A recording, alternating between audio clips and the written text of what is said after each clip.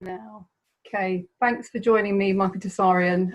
You've joined me today to talk about shadow work, in particular the very difficult subject of the Anima and Animus integration, which I think is probably one of the hardest subjects in relation to shadow work.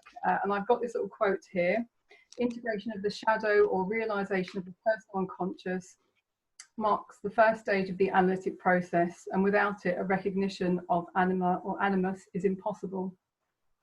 So how are you, Michael? Good, love. Thanks very much for the invitation. It's always a pleasure. Great questions as well from the members. So can you tell me what is your take on the anima animus? I've been putting on quite a few quotes today about it, all by Jung. I just wonder how you would describe it yourself in your own words. Well, remember, the whole thing is based on his concept of archetypes, Jungian archetypes. And these are forces that really represent the fundamentals of what we call consciousness. And if this is all new to somebody, just think of how you become a thinking being. Even though our institutions don't cover it, psychology is really all about that. It's about the fundamentals of how we become different than animals, how we have these transcendent qualities of thought, of self-reflection, and so on. So he had a whole bunch of what he called archetypes. I also refer to them as antetypes. Ante meaning before, A-N-T-E type. And that's why I call them that, because it highlights the fact that that the past is very important when it comes to the concept of archetypes. Because they're an inheritance of past experiences, right? There's nothing really supernatural about it. They're all from our forefathers, our forebears' experiences of just the world and of reality. And they accrue over a long, long period of time and become the structures of thought. This is what Jung's primary interest was. He took originally what Freud had toyed with, and didn't get that far with. But Freud did set down a platform in which, Jung and Otto Rank and others could spring for. So there's no negating Freud's relevance in any of this by any means. It's just that he was incapable, being more of an atheist. He just was very, concerned about mechanistic, sort of animalistic, aspects of consciousness. And Jung saw that wasn't wholly correct. Elements were correct, but other parts were not. So the archetypes are really a big study, and as you know, it takes a lifetime, because it's really not just about a study of them in a sort of intellectual way. It's about coming upon them yourself. And that makes all the difference in the world. There's a lot of people who read books of Jung. Jung's books have sold many. There's a lot of different readers and so on. But that doesn't mean that any of those people are actually undertaking any of the things that he talked about on a legitimate psychological level, you see. So for most of the world, it's just a bunch of intellectual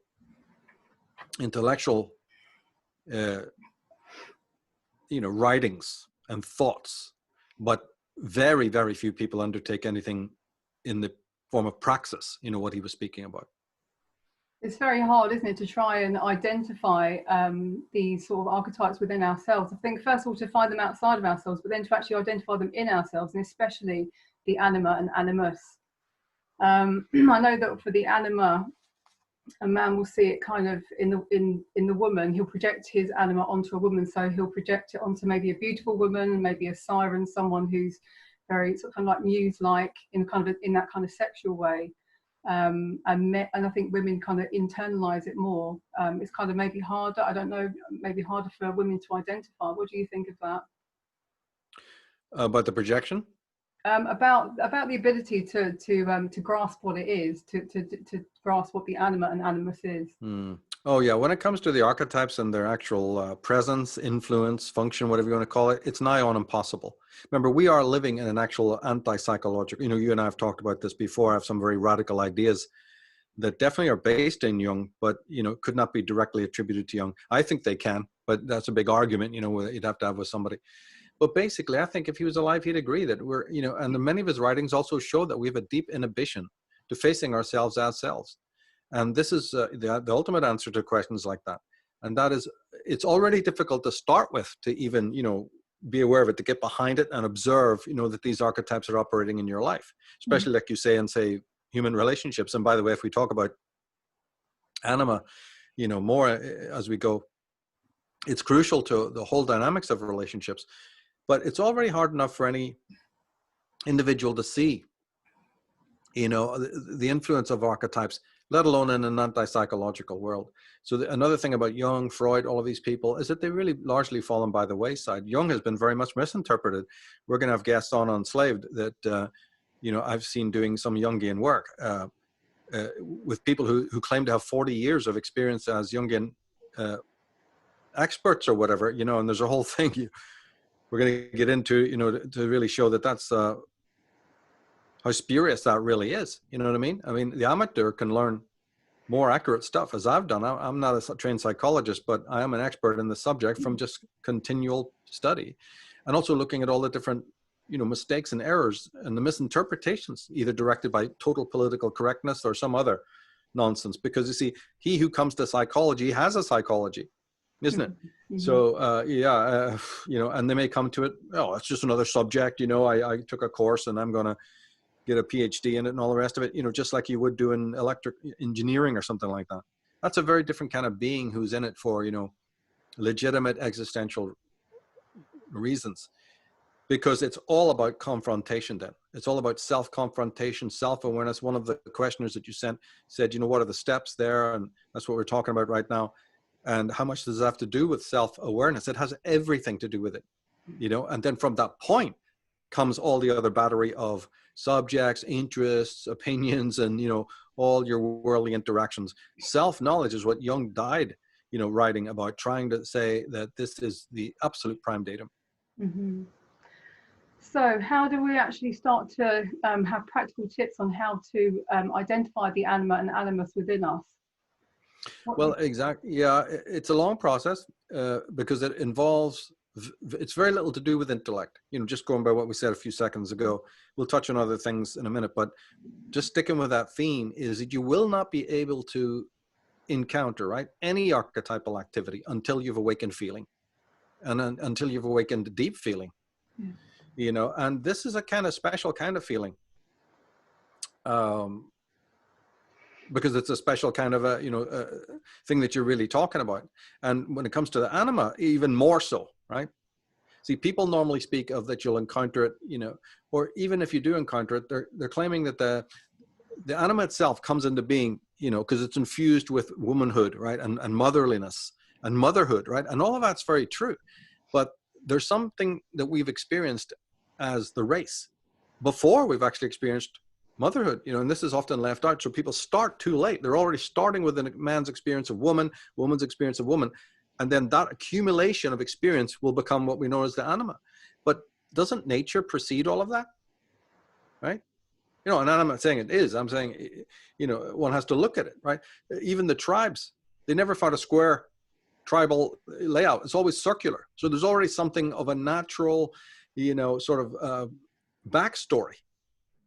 And that's where I would start it, that that the experience of the anima is nature, what's known in German psychology, you know, in existential psychology, the Umwelt, right? Umwelt means all around world. Now this is experienced by a fetus in the womb, for instance, right? That would be its natural environment, is the womb, and so on. So we are animalistic. You know, that's why Dionysus as a god was a god, because Dionysus preserved the remembrance, and again, not necessarily saying conscious remembrance, that we are animalistic, that are the roots of the earth and the soil of the earth is our origin. And so most of the early goddesses, who is it? Astarte was called, you know, the lady of the two horns, just like Dionysus with the horns, right? So the horned animal, you know, the stag, the deer, you know, your gods like Pan and Priapus, all of that meant earth. Chthonic, it's called. A very strange word, chthonic. And the chthonic roots come first. So that what we know of an anima doesn't just go back to simple motherhood, as most people would think. It goes back to the Umwelt, which is nature. And when it comes to early man's experience of nature, intellect was very down on the scale of relationship. It was awe, it was astonishment, right? And all of that. So our absolute connection with nature is primordial when it comes to the anima, and the awakening of the kind of Emersonian feeling, which is quite deep. you know, that's essential. Yeah, absolutely. I mean, I think anyone who comes to shadow work, they can't do anything unless they have that connection with nature again. And then, because that is also the connection with the self, isn't it? It's the connection with the body and how the body feels and where you've stored your emotions and how you kind of, you've kind of tied them up in your body. You can only really get to that once you can start to go outside in nature and start to experience the outside world, which I think a lot of us, especially in cities, we miss that so much, especially when we're brought up in cities. The city is an obscenity. The city is the way that is actually kind of deliberate, because then we have, with the Umwelt, we've got Mitwelt, which is society. And they're meant to be in harmony. But actually Mitwelt, more and more from its inception, has been the thing that blocks our connection to nature. So there's a bit of a willfulness involved as well, you know. Oh, right, okay. Okay, so how can we work with the anima? How do we begin to think about integrating it? So we talked about nature, about kind of, but how can we start to recognize the archetype within us? This is a really difficult concept for lots of people who are doing their shadow work. They get to the first bit, they understand that, you know, that there is an unconscious, that they've been kind of hiding things away in their shadow. But then the next step is confrontation with the anima or animus. So how do they start to recognize it within themselves? Well, won't be able to without awakening this level of emotion. Maybe emotion is not even the right word. It's more a kind of empathy, right? It's more a kind of empathy with the self. When we talk about empathy, we normally talk about other people. 9 times out of 10, every time that word is used, in fact, most of the time, even emotion or feeling is used, right? It's about relationships with other people. And this is absolutely false, right? Original empathy, original feeling. Now, I use the word centroversion, you know, just to distinguish it from normal feeling. You know, because you can feel towards a dog or a cat or whatever, you know, it's not in the same league as that at all. We think it is. And that's part of this Mitwelt training, the training of society and all that, and peers, right? But as a matter of fact, the deep empathy, which I call centroversion, is the door that, or at least it's the key that unlocks the door. You still have a choice to, you know, back off and go back into the worldly fiasco, or you can proceed slowly. And you're right, we should talk about shadow, because remember, before you meet the anima and animus, you meet the shadow. So maybe we have a few words about that in a minute. But the idea is, well, even with the shadow though, what I'm saying now goes for any archetypal encounter. It cannot and will not happen without centroversion, which again in brackets is a deep empathic relationship with oneself. You think that we'd all know this, right? No, it's never taught. In fact, you're rewarded in life right from the moment that you're born. First of all, you're reaching out to others to survive. That's considered survival and necessity. And you have a level of empathy in order to get that survival. This is not what we're talking about, right? This is a mystical or quasi-mystical concept now, which has got its roots in existential psychology and existential philosophy. And people can make of that what they want. But the fact is, without awakening the deep feeling, the centroversion, and the empathy toward the self, the archetype's just passing through. It's like you might as well open a motel. You know, they're not sticking around, and you won't have any legitimate, you know, connection with them at all. I'd also say that at the very beginning, even before we get to the shadow, you have to have the will to want to heal yourself as well, I think.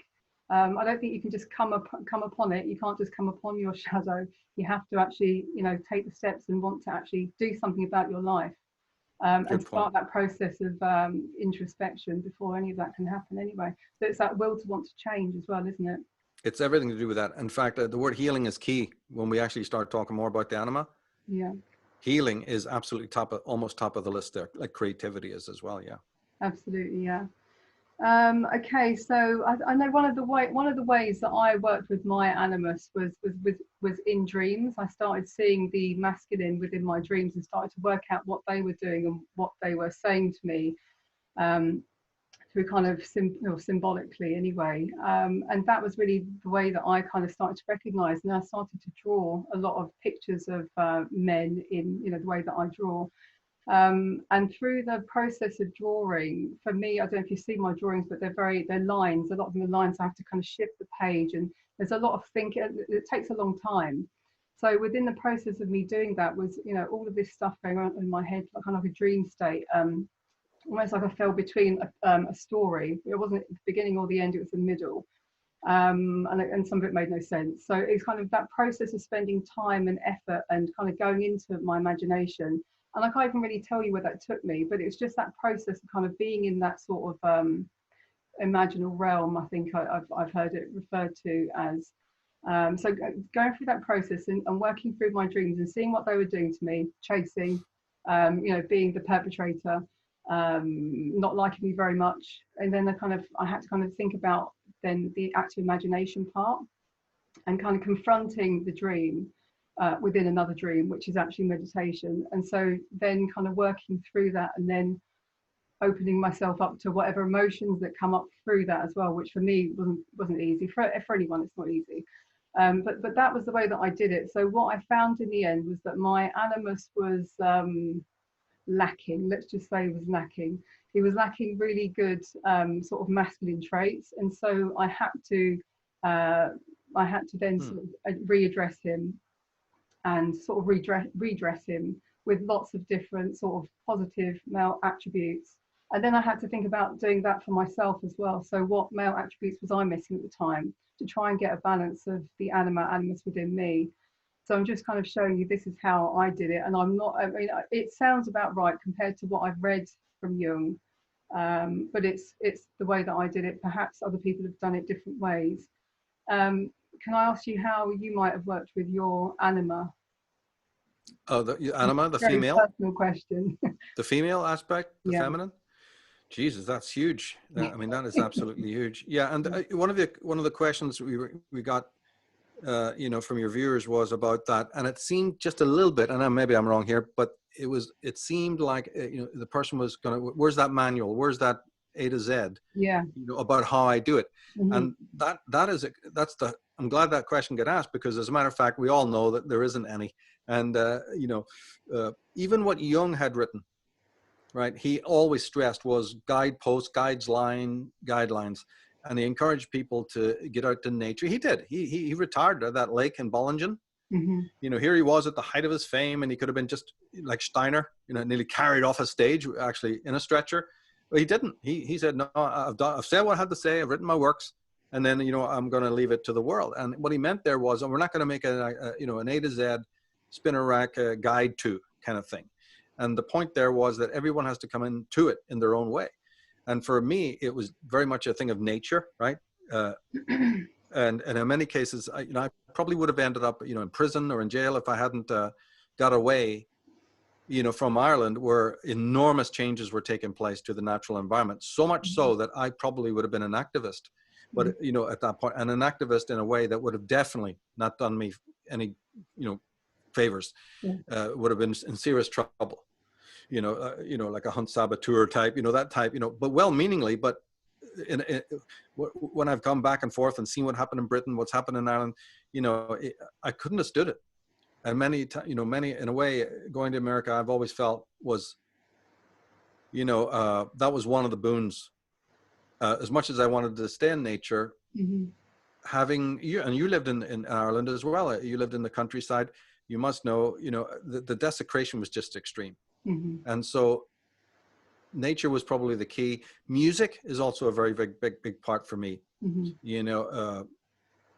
of that, and paying attention to your dreams. There's so many different things, but I would say for me, it was mostly digging into nature, being in nature, but also then being a musician in the sense of using that like a creative thing. Because when we talk about Anima, it'll be very much about creativity.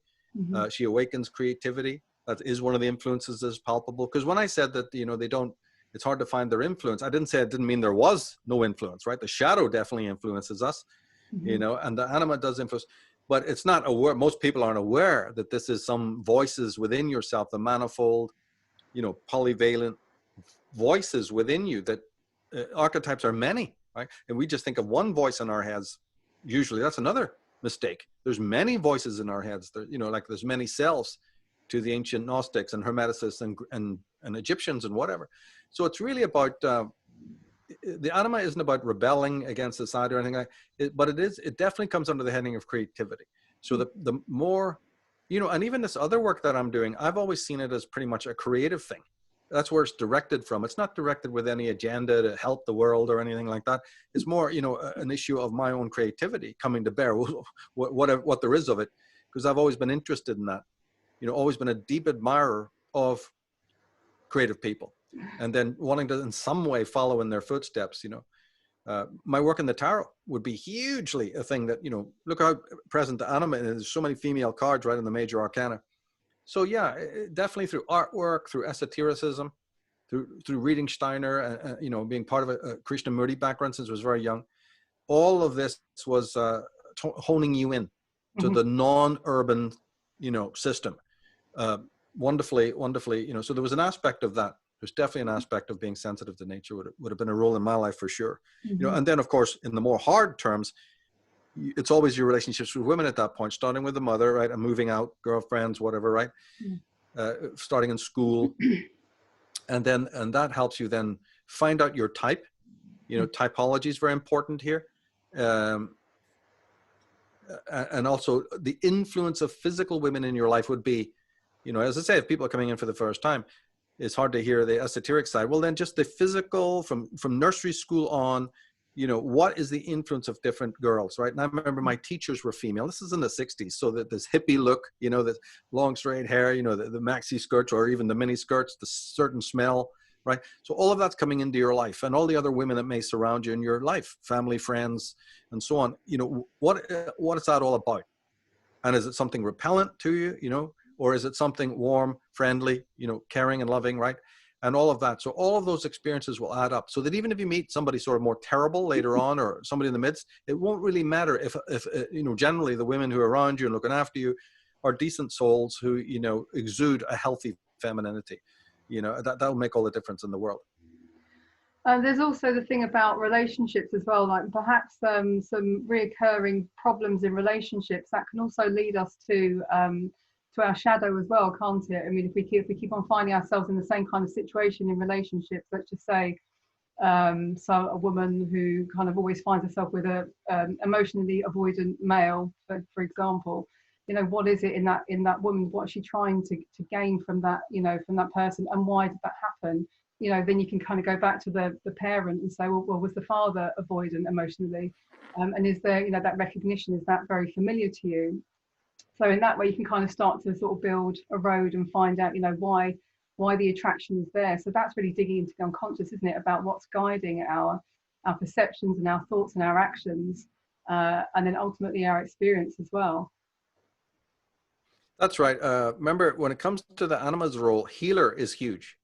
You know, when we move forward now from what I said about the world, when you move into the human domain, the women you knew, were they hard? Were they cold? Were they indifferent?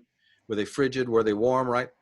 At this point, our collective experience throughout the millennia, right, definitely enables the healing aspect to predominate, right? And therefore, in a man, when he's looking to the woman, he's also looking to that healer. This is huge, right? That's where we get the word matron, you know, also being a synonym for the healer, right? And so you're right. There's certain, on a semiotic level, this is like before the child even becomes conscious. You know, it's a beautiful thing that, you know, the feminist writer Julius Kristeva brought to the table when she was critiquing Freud, right? Freud had your, you know, you had your oral, the anal, and the phallic, and then a sort of a latency period as we move 7 years. Julia Kristeva, probably basing it a lot on Otto Rank, had discovered that there was an earlier fourth, you know, or first it would be, level, and that was a semiotic. And this was a huge discovery, right? That even before there's a kind of a conscious awareness at the very early stages of the Oedipus, even before that, there's a recognition of the world on what she called the semiotic level. And the other three, the Freudian levels, are called symbolic, just for convenience, right? Because different centers of the brain have opened now. There's lots of changes biophysically. But before that, in the most impressionable stage of a child's life, and this is happening to children born right now, is this semiotic, in which it's a lot of impressions, right? It's almost even, it's central, but it's almost pre-central. There's something going on that's going to fade. In all human beings, it'll be there, but it'll be very, very deep down. And there's no question of any return to it. In many ways, we're permanently estranged from it, you know, and as even Freud would admit, after the Oedipus, we're even estranged from that level of innocence. There's so many deaths right? But way back there, there's a connection to the anima. And that's where I think a lot of this comes from. And so when you get a fixation that needs to be broken, yeah, you know, it's like some philosopher said that the female, you know, sort of blunts the male's will in a good way, right? Not so blunted that he becomes soft, but blunted so that he's not a total maniac, right? There's a softening that takes place, and that's what the woman's role is. And it's the same in terms of the anima. So the healing aspect of a fixation, and that can be through a what's known as an anima fixation, right? An anima possession, you know, which is a kind of a neurotic trait. And that would take, you know, hours to explain, right? Because this then goes back into things like the dragon fight. Maybe we'll touch a bit on that later.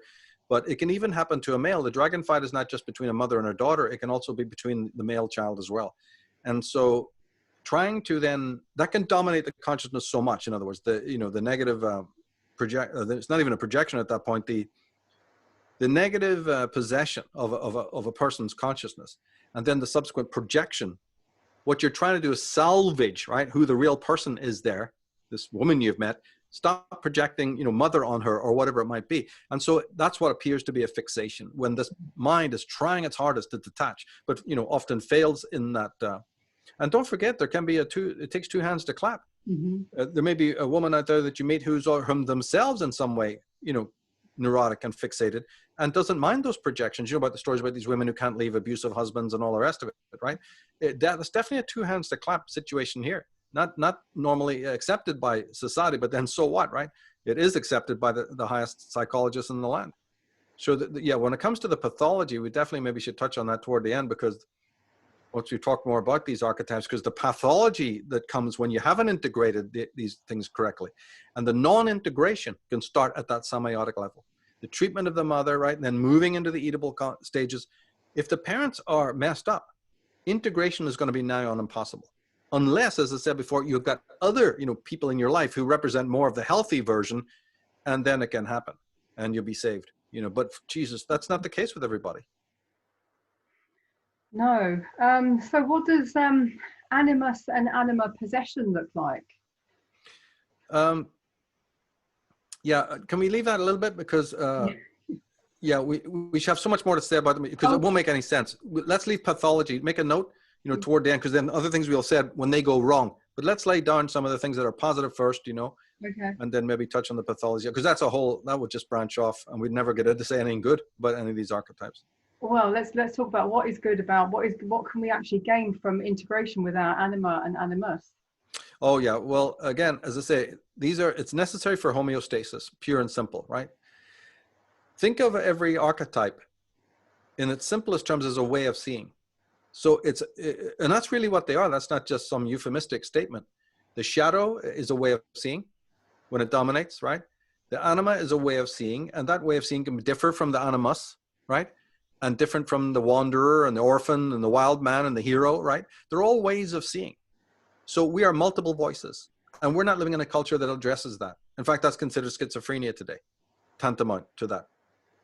Tantamount to a disorder, for goodness sake, right? Now, the job of the ego is to sit at a round table with all of these ways of seeing and try in some way to find the commonality in the way of seeing, right? So as many voices becoming one. It's absolutely incredible, right? And, you know, the shadow will have its own way of seeing, which is that it's very focused on what is false, you know.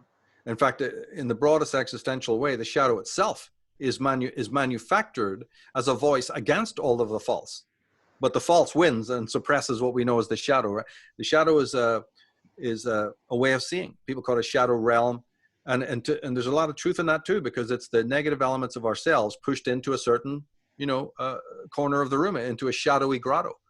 So there's truth to that too, but I prefer it again to be saying this is a way of seeing that is not congruent with, you know, the way the world is. Then the anima has her way of seeing, you know, and then and so we are really literally taking on and off glasses every time you work with an anima. It's offering you the glasses. And that's an awful lot of work bioenergetically. So we make a lot of decisions to shut down, and that's what would also lead to fixation, where we go, this is all too much trouble. I'll just pick you, right? Why? Did anybody, who said that? The whole idea is that you're meant to have them all, 9, 13, different visions. There's 12 in the zodiac. There's 10 or 11 in the Kabbalah. You got 4 from Jung, which is mostly a stripped down thing of these esoteric, disciplines and so on.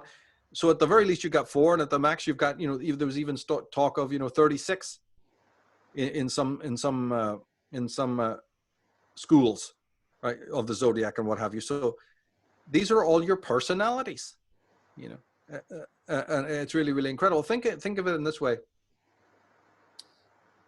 The shadow is often considered the negative. This is how it's described times, as the negative within us, the negative parts of ourselves that society wants to censor, doesn't approve of, the parents. Whoa, stop. Who is it who's determining what is negative, even when it's internalized into ourselves, right? So you must have some objective aspect of the personality who agrees with the status quo, saying, yes, that's right, that's a negative aspect. Is it? Who I'm interested not only, in the shadow now, I'm interested in who is articulating that this or that trait of one's own personality is negative and needs to be repressed. What do we know about that voice? You see, so in my work, right, it's existentially based, the superego, right, comes into play now, because that's classically the job of the superego. It's the superego who's the sergeant major. Well, that's called the social self, right? The persona, as Jung would have called it.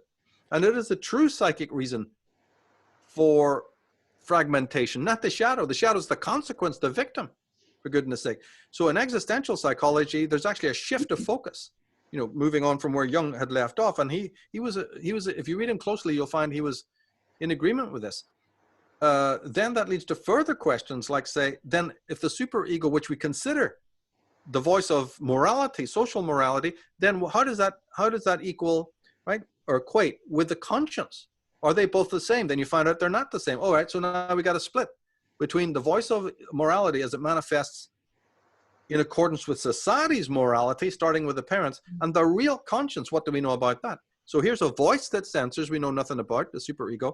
And here is a conscience that, obviously serves the self, doesn't want to succumb to the voice of the superego. What do we know about those structures? So psychology suddenly takes on, and it's all about self-restoration and self-awareness and revelation in a way. But why our societies have decided we don't want to know about this is because, as I said, it's too much work. And all of this, what we're talking about, will demand then breaking away from that social norm, breaking away from the mass mind, right? Because you can't find conscience if the noise in your head is the mass mind. So it will entail a physical and psychic alienation. It will mean that you have to become the outsider, right? And question everything. And that's just way too much work. We don't even know what kind of consciousness would then grow out of that. Once we do break away, we'll have to develop a different conscience that doesn't heed the world, the will of the world. And also, we'll talk about this more when we get to Animus. Do we even have the will to endure? The raw, will. Could it sustain us for more than a week? If we ever took to that kind of road. Everybody wants it. Everybody rebels. Everybody shaves their hair and puts a, pin through their nose. That's not rebellion. That's just the, the weekend warrior version. Could somebody really go on the Siddhartha road and permanently break away? What kind of consciousness would they have? What kind of willpower might they need? You say so. And where would they get it, even if they did desire it, like you said in the beginning? But this is the really difficult road to individuation, isn't it? It's about really becoming an individual in your own right and having a look and seeing what the things that you really believe, do you really believe them? And can you break away from society and the mainstream narrative? And can you make up your own mind about what's right and what's wrong? And how do things really feel to you? So it's a big ask. And I think also, I think if you do go down that road, you have to be ready to say goodbye to most of your friends, actually. And maybe even, I don't know, some of your family even, to really be definitely who you really are. And it's very difficult in society to break away from that, and not everyone wants to do it, and not everyone will. That's right. And that's working with the shadow. So a lot of questions we got had to do with that.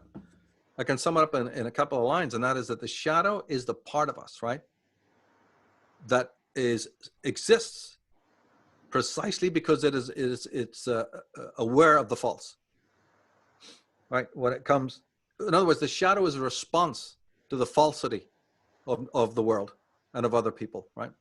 That's what it is. And so it's not something you want to get rid of, just like Nietzsche warned.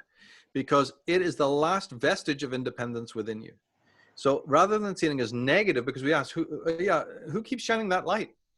Come out from the, stage exit left, and show yourself, and that may be good, that may be bad. Maybe there's a reason to call some aspects of the self. I'm not, taking one side or the other. I'm just saying Jung has left enough to show us that there's an aspect which is daemonic in a positive sense, right? There's negative daemonic and positive dynamic. So just as much as we need to integrate all the archetypes in order to be, or the ways of seeing of the archetypes in order to be whole. Yeah, but the shadow's way of seeing is fuck the world. They're all wrong. How can you adjust? Might not that integration of the shadow change your life and make you an Einstein suddenly? Because a lot of the greatest people we know in our world had to do precisely that in order to be great. I can list them for endlessly, right? They weren't conformists. William Shakespeare was no conformist, right? Miguel Cervantes and so many others I can mention. They're defined by the fact that they were anti-conformists to one level of another, right? To different degrees, of course, right? But the thing is that critic of society, that's the shadow, said, I'll point it out to you, right? And you go, yeah, go ahead. Go ahead. And that makes for a genius. That the anima is all about creativity, but it doesn't mean it's, good creativity. It could just be slop. It might be just something fine for the individual. It doesn't mean it's going to have that earth-shattering universal feel, right? So the shadow, I think, is an extremely important aspect. And often when you go to these Jungians, right? We were talking about this before. These Debbie Fords and all, they're way off base, right? They haven't the faintest idea about what we're talking about.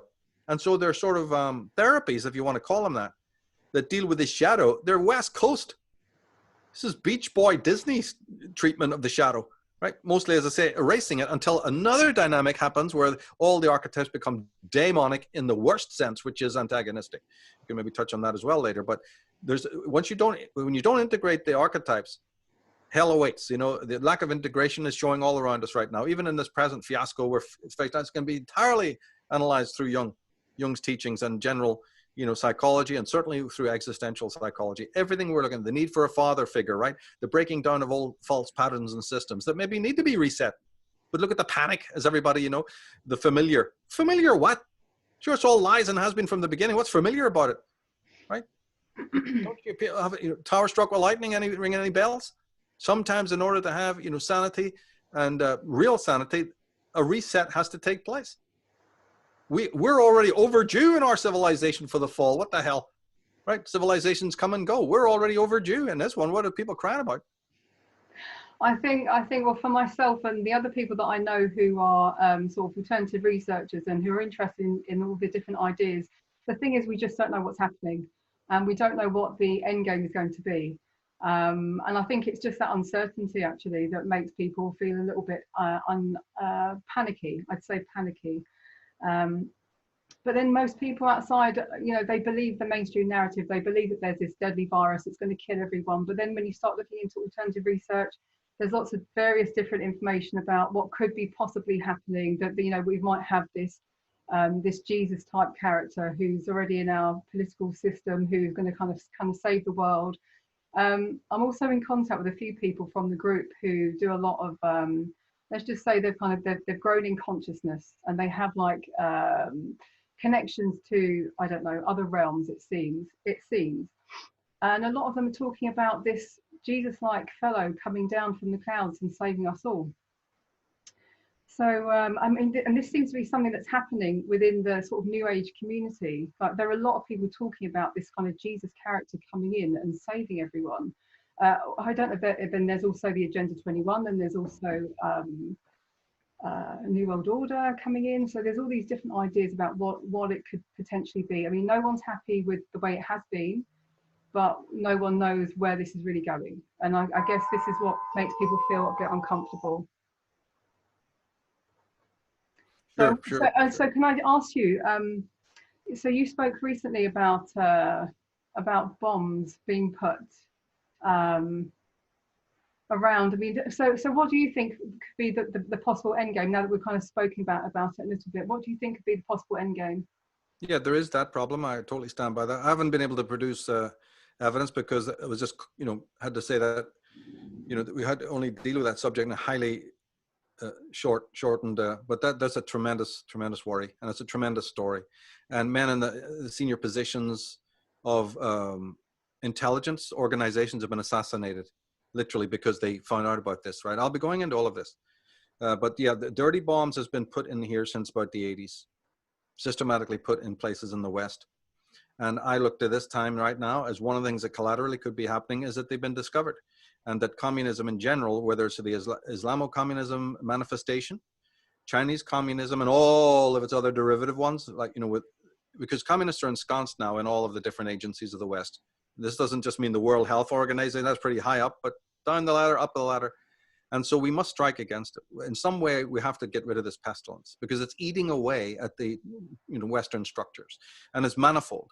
So in that conversation, I was only able to talk about the Islamo-communism aspect of it, you know, and these dirty bombs, right? And the professors who've done it, and the funding that came even from Putin and other people. Like, that's a credible story. We're going to be going into it on Enslaved in Great Depth. But there's also other branches of this communistic, you know, aspect. Hillary Clinton is a dyed-in-the-flesh communist. Just because they happen to be super wealthy and living in the West doesn't mean that they're doesn't mean they're capitalists themselves or in favor of capitalism. Quite the reverse. So when she got a bloody nose when Mr. Trump got in, that lit the fuse, that the blue touch paper, so to speak. Not just that, but that was huge. And they're recriminating against him. Obama didn't like being ousted. Hillary Clinton didn't like being ousted, right? So that group that they control, and it is powerful, obviously, has tried to, you know, they're irrational. They're probably even psychotic. And so their, you know, reprisals were on the agenda. And this is one of them, right? Then China, we don't need to go into that, right? But what I was trying to emphasize in my work is that take all of these bloody noses, the one that he put tariffs on China as well, right? And he's done several other things in the name of the West, and that's all very good. And of course, these psychotics will want to reprise. That should be axiomatic. But what I tried to do in my work was take it back to the way that this man even got in the first place in 16 and before, right? Where did he come from, right? And my only theory is that he's a paleo-conservative, and he was thrown up by the paleo-conservatives, who now they're not the deep state, but they're the deep right. Let's just put it that way, right? And this deep right has started to mobilize itself. And the reason why they mobilize themselves, and this is again speculation, but it is based on wide reading. And the reason why they're mobilizing themselves is because they realize that communism is mobilizing itself, right? And this is all behind the scenes. Not only in the form of radical Islam, but in other forms as well, probably in China. They know this through their intelligence agents who warn them ahead of time. And so Mr. Trump got in because of that intelligence that came to the fore. He gets in because that group of people, the deep right, want a man to be in the seat of power when, right, all the things that are going to happen that their intelligence is telling them. So they knew that. What it really means is that they knew about 5-6 years ago, if not more, and they mobilized then. And Donald Trump is the first physical result of it. The first, you know, he comes onto the world stage, you know, and myself, I took that as like, there's more to this, you know, the more to the getting rid of the Democrats. It's probably, and I was hoping it would be a small domino effect, you know, a small effect that would create a domino effect that leads to pretty much where we are now. So despite all of the furore, all the histrionics in the streets and people's fear, I have been also sort of aware that this might be the final mobilization of the deep right. Now that causes another reaction on the other side with the deep left, right? Because one is reading the other and one is spying on the other. There's spies deeply ensconced within different groups. So the left realize what's happening, and the right, because they're seeing what's taking place. So they're prompted to do something, and do something irrational. And this could be that, right? If they did get a bloody nose in the meantime from the discovery of these weapons, that's even more. Now they get a bloody nose again. Well, say you got Hillary not getting in, right? You got the seizure of these weapons, or at least the discovery of where they are. You've got tariffs, right? You've got other strictures that the presidency is bringing down. Can't think of them anymore right now, but there have been several. And then you've got this reaction from the left in Bolshevik communism, right? In Bolshevik China. Now, all reactions often are, by the very definition that they're reactions, incompetent. They're not really that planned. So if some loon, right, up there, who's already probably even in his dotage, let alone senile, pulled the handle, you know, and pressed the red switch to start this, you know, this mobilization, well, it didn't really work, thank goodness, right? And the most communist of the countries, the most social of the countries, were the last to act. Britain, Sweden, anybody remember them, right? They're the last to act, yeah, because these are the most socialistic, dyed-in-the-flesh countries that any shutting of the borders or any action would have been against China. Well, we're not against China, says Canada and Britain and Sweden, because we're communists, we're like them. So we don't act so that people will know, oh yeah, China's an enemy that's attacked us. So what I'm telling you has, verifiable proof. The last countries to act against this thing are the most socialistic on the planet. Doesn't take a rocket scientist to work that out, because again, they're so in the pocket, right, of world communism that they won't even save their own people by reacting, because that's going to be considered racist. And the media all got behind that. But I'm looking at it going, yeah. So I'm just hoping now that there'll be even further mobilization, up to the point of even the installation of martial law. I think people think that's crazy, but that's because you don't know the enemy and how powerful they are and what they do to us in retaliation, and probably what they've already done. A couple of people died in 9/11. People who get horrified by that. And we went to war over that. That's nothing compared to the deaths of innocent men and women today.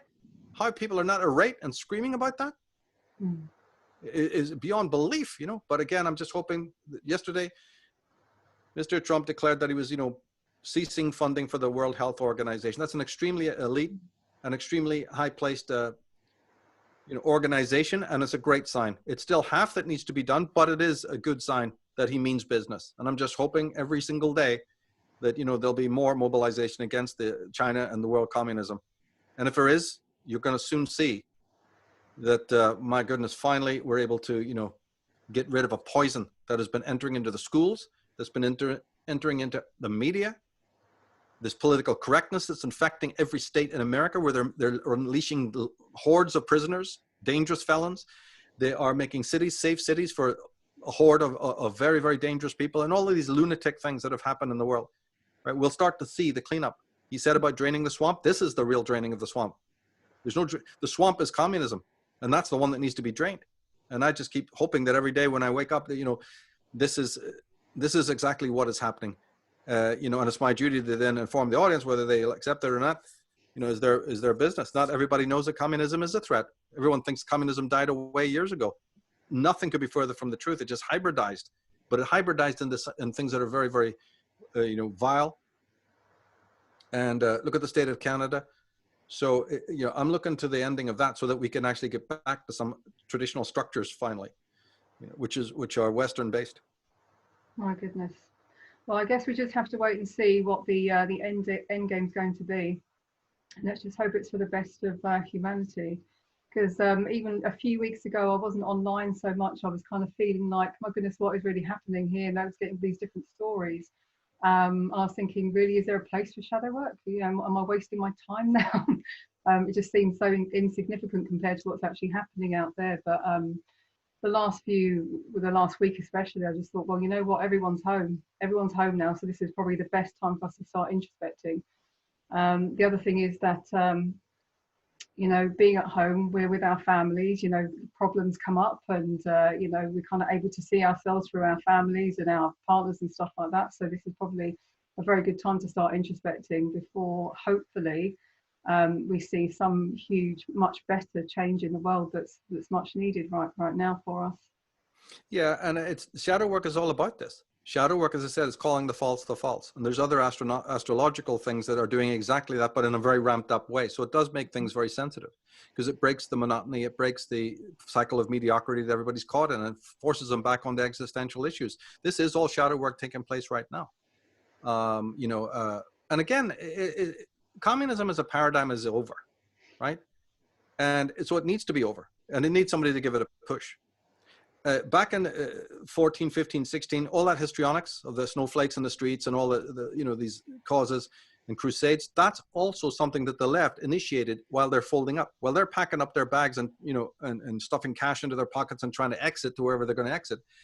Often they create a few fires down below, right? And when I saw all these incendiary, anarchistic types running the streets, I took that as a sign that upstairs, a lot of packing noises are being heard, right? And I've been expecting that for years. I did a podcast called The Dying Conspiracy where we touched on this a little bit. And remember, any level of any podcasting or, it can only be a very brief utterance as well, because these things are vast subjects. But in short, I feel that all of that histrionics and unleashing you know, of mayhem in the streets. And anybody who's lived in Los Angeles will know exactly that's what it is, right? The nihilists and the anarchists have been very much released, right? So why though? It's because while the fires are burning downstairs, right, the elites who've created world chaos, and they are addicts of world chaos, they are the architects of world chaos, they're packing up to get out. That's what's really happening. So when you hear these monkeys and this movement talk about the global elite is finished, global elite, can you use any less vague a term? Try communist elite. See, because these are leftists themselves trying to throw dust. Like you said, it's very complicated. Well, this movement is now jam-packed full of pinkos, socialists, and outright communists. And they've been mobilized to throw disinformation out on the internet. So they use vague terms like global elite is coming down, global elite, this and that, and other ones as well. And it means nothing. They're actually anti the group that I'm talking about, right? The deep rich, the deep right. That group is mobilizing now, and it's for the good of the West. Finally, which they'd mobilized years ago. But the other side now mobilizes with the help of the complicit media to keep on demonizing this group. And they've already broken our morale through Facebook and through other groups. You know, they've broken normal Western people's morale about the structures of the West until we see them as nothing but evil. And they wanted that. That's the drip feed system for years. Doesn't mean I'm an advocate of everything in the West. I see that. I've studied the, you know, aberrations of the Western way for years, and I've been speaking on it right down into the deep psychology that nobody else has followed me down there. Nobody else wants to talk about any of these things, right? But they pertain, don't they? Everything tracks back to the psychology, doesn't it? But what the hell? And there's not a single person out there, you know, in this movement who should be talking about it, who is. So, you know, there you have that. But there's mobilizations on both sides. And so that thugocracy being unleashed into the streets told me that there's trouble upstairs.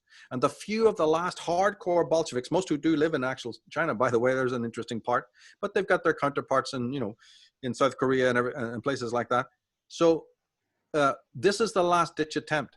And then when they found that their paradigm is busted and that, you know, it's time to end, being psychotic, they say, okay, I'll go, but not without taking as many of the enemy with me as I can. And also not, you know, the people even in my own country who've never really wholly signed on. I don't care how many of you die. And so this is the pulling of the lever, you know, while the capsule, you know, leaves the sinking ship. This is how I read this. You know, but further action needs to be taken against them. There definitely should be reparations. There should be a lot more than reparations. You know, there should be absolute attack on China. And that'll take out the headquarters of the world, you know, conspiracy, the real one, not the global elite, the real communist elite, the word they all can't use, right? And that will take it out. And then all the other subsidiary little groups, you see, will of themselves fizzle and fade and turn coat. And this is what we need. It's far beyond time that we need this, actually. So I've never looked at any of the stuff that's happening now with an ounce of panic. You know, to me, I just pray every day that it's going to be this. And, you know, sacrifices are then for, you know, justifiable in that regard. Wow. Okay. So let's just hope that this is going to be the case. So let's get back to the Anima and Animus. So you spoke about integrating the archetypes and that being a really important fixture in knowing the Anima and Animus. So how would you go about doing this? And how many archetypes are there? And are archetypes mini stereotypes? Yeah, they affect, they work through us. It's an incredible it's an incredible reciprocal relationship between the world outside and the content of the unconscious. When it comes to the archetypes, remember, they're considered objective to the ego, meaning they're considered as foreign, right, as objective worldly stuff is. This is one of Jung's greatest discoveries, that all the content of the unconscious is so pushed away and in one sense alienated, dissociated, right, that it is considered as foreign to us as the external content. So what this means is that's the secret of neurosis. That's why there is pathology. We'll talk about that at the end, but just a word to say about it. If a tsunami crashed through our physical house, right, it damages our physical house and we become, you know, disorientated and panicky and scared by that. Same thing with the unconscious. If content is forcibly comes into the ego conscious, it has the same effect, only we call that neurotic, right? We become, and so most of our society is neurotic today. Leading, like I said, psychology is so much a part of this. That's what I meant when I just said a few seconds ago that everything happening politically today is psychological. Mm-hmm. Now we have unpacked that because it's people's refusal to integrate psychologically that causes this meltdown and any other meltdown that you could think, right up to the state of war. All right, none of it would exist as a phenomena without repression, without dissociation, without fragmentation. Now, to answer your question more succinctly, though, since the superego, we've established that the superego is the aspect that creates a shadow.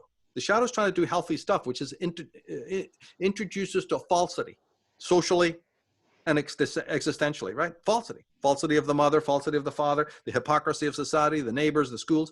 The shadow is the part of us that's trying but what we do is we say, shut up, shadow, we're going to chain you to the wall. You're under gag order, you can't speak. So then the superego is now free to fragment the self into all of these different parts. The archetypes are trying to bring the opposite. They're trying to have you think holistically. They're trying to have you feel holistically, right? And then, but the superego is demanding that they fragment. Now that they have to fragment, now that psychic content has to fragment, it breaks up into different voices. The self has to represent itself through broken archetypes, right? So even the archetypes, how to say this? It's more like, again, speaking generally, without diving into the Animus and Animus yet specifically, but we definitely want to do that.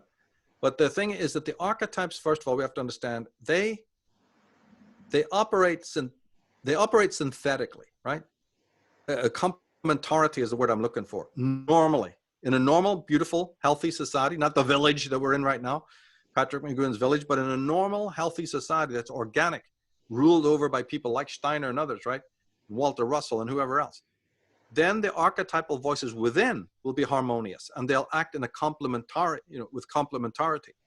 Since that is not the case, we don't hear the voice of the self directly, then the self has to send out these agents. So anima, animus, shadow, and the other ones, the wanderer, the orphan, the hero, the wild man, the fool, right? Sort of jester archetype and what have you.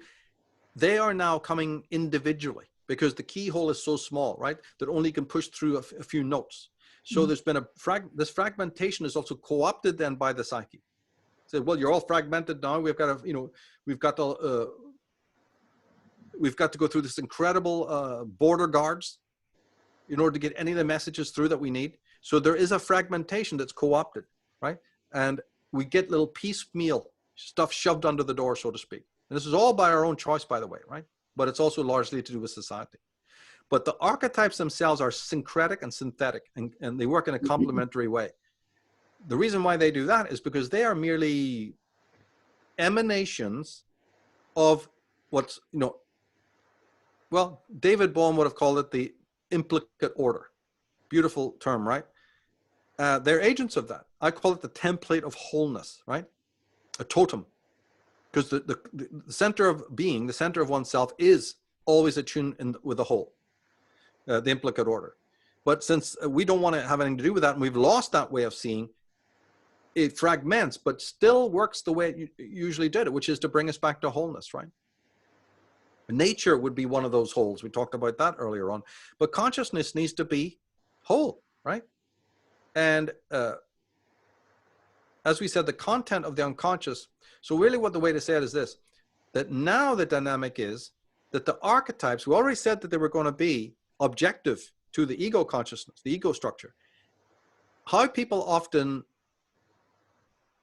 feel archetypes in their life is that they have a will of their own, right? Because we've so alienated them that we now imagine they're working by this strange, will of their own. They come when they want. They're very disruptive to our world. You know what I mean? And of course they are, because they're not integrated. And they can run the ego aground. Mm-hmm. So in a social setting like you're seeing now, or in an individual's own moments, you can feel run aground. You can feel overwhelmed or flooded. And of course, the archetypes have many ways of bringing about pathology, but it's not them that's bringing it about. They're really doing something that is always holistic up until a very extreme point. And I've talked about it in my work, right, where they become antagonistic. And there's halfway points to that. Halfway point to that would be neurosis. Halfway point of that would be an obsession with the father figure in order to gain stability, with boogaloo ideologies like Bolshevik communism, collectivism, right? We'll talk about the pathologies later, but this is some of them. And just this resistance of looking within. And then the individual gets neurotic because they feel they're under attack then. See, if the archetypes are considered working with a will of their own, then insomnia means you don't sleep. Well, right, because you don't want to go to sleep, because that's when the anima and the animus and the archetypes are speaking to you. So insomnia is just one reaction to the inability to say, I don't want to dream. I don't want to face myself. I'm not introverted. I'll just have all the lights on and the TV blaring. And then even when I refuse to go into the theta state. I refuse to go deeper than, the states that I'm in, the beta state, as they call it, and all of that. It's basically functionally insane. I'll remain functionally insane. I'll hide in the light. And our society allows us to do that, which tells an intelligent person that the society is a completely, what do you call it, accessory before, during, and after the fact. Mm-hmm. Yeah. And so what we have around us now is mostly just functional. If they're not insane, they're insane, but they're functional. Functionally dysfunctional. They keep breeding, keep drinking the booze, heading over there for politics and anywhere the collective gathers, because they need reinforcement, they need amplification of the insane states, and all the rest of it. Right, so I wanted to ask you about this. So an integrated anima and animus means a balance of both masculine and feminine energies within us. And there's been a lot of talk about the divine masculine and divine feminine. I should really be doing that, divine. When I first learned about divine feminine, probably about maybe 8 years ago or so, when I was really into like New Age stuff, they were talking a lot about the end of patriarchy and how this was going to somehow propel women forward. And it was a long time coming. And that they wanted to kind of do away with like patriarchy and put sort of femininity. But I want to ask you, what do you think is real and true divine masculine and divine feminine, or at least, real masculine feminine energies? Well, can we start then with the anima and get to the animus? Mm-hmm. We'll do this because it fits psychology. Shadow first, right? What was that?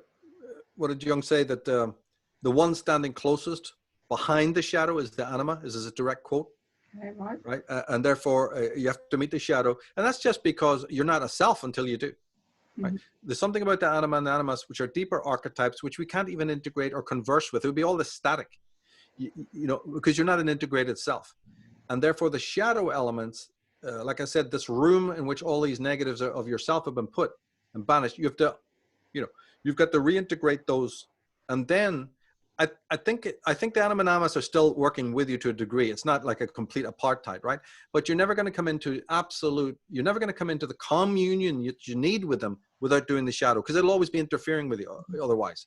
So if we were living in a positive, pro-psychological instead of an anti-psychological age, we would be doing shadow work pretty much from, from the 7 years old.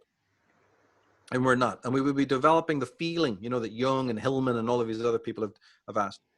But if we talk about the anima first, as we said, it's really a constellation of our ancestral memories of nature, right? Not all good, not all good, but there has been very, very positive.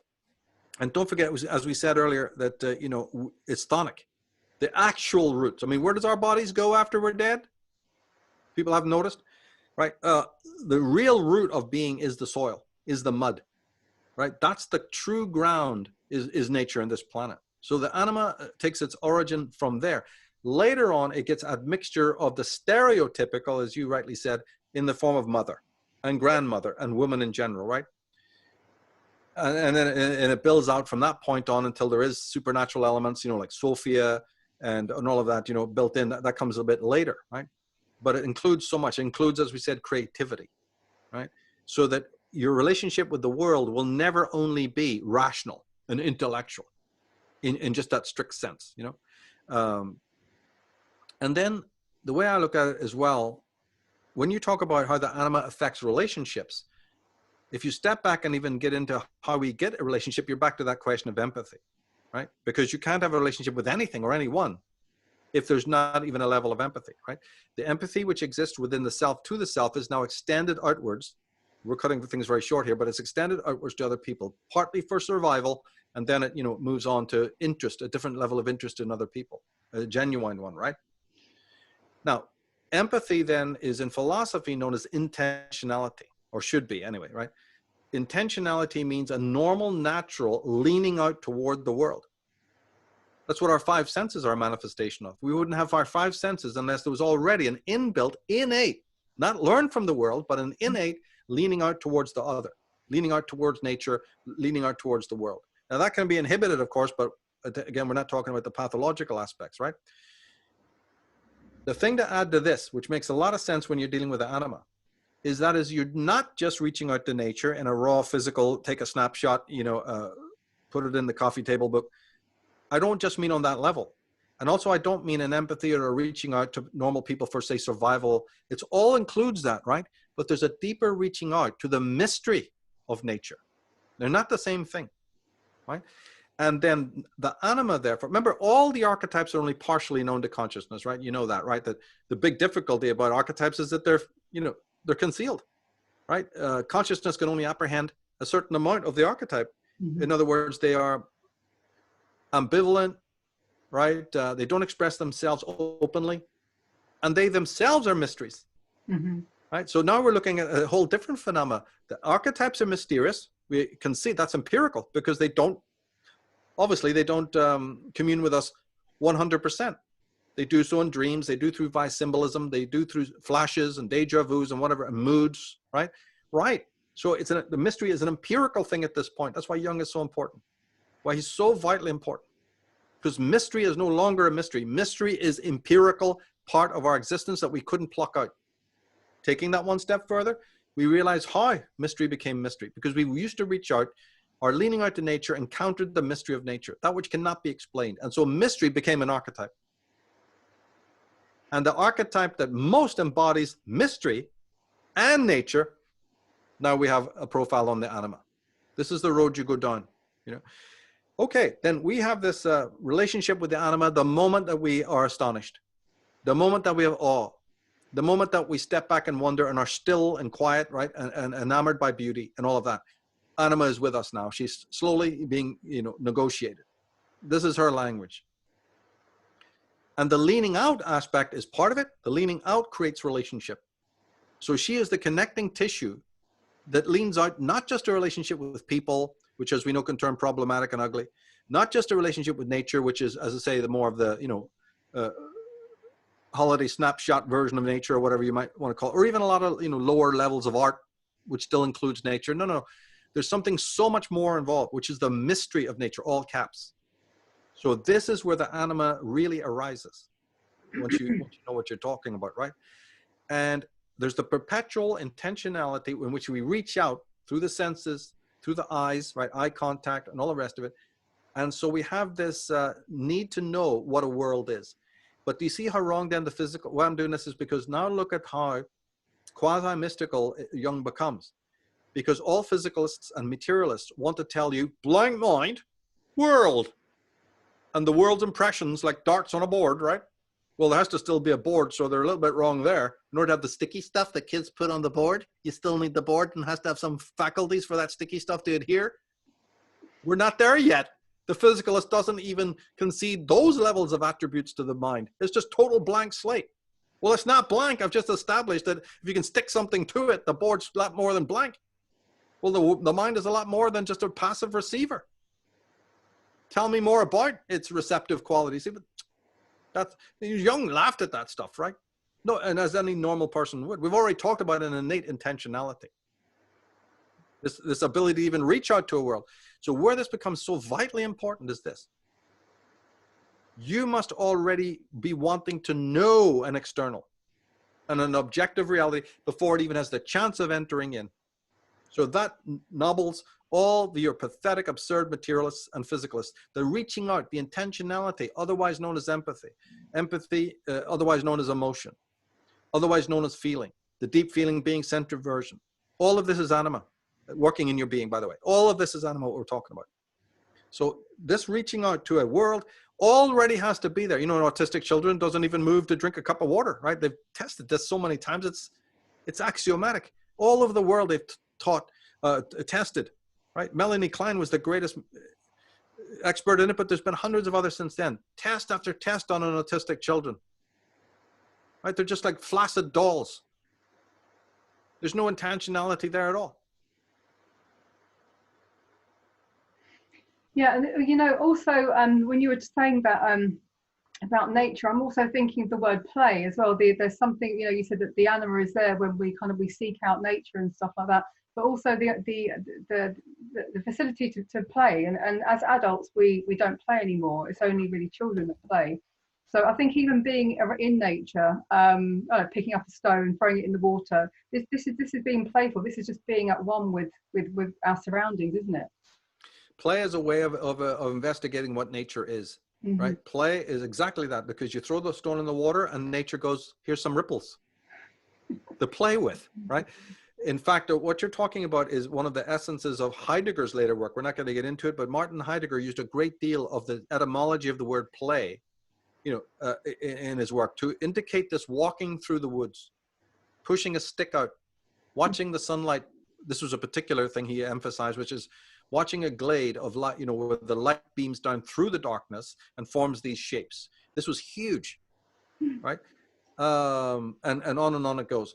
So the windy road, the investigation, we are inquiring into the nature. And this is part of, I said, it's not intellectual, it's feeling. As long as we understand that the anima is about feeling it, right? And she opens the door, the shadow turns the key, but the anima opens the door into, you know, our communion with the archetypes. And by that time, you already have to be initiated into introversion and empathy with the self. Otherwise, forget it.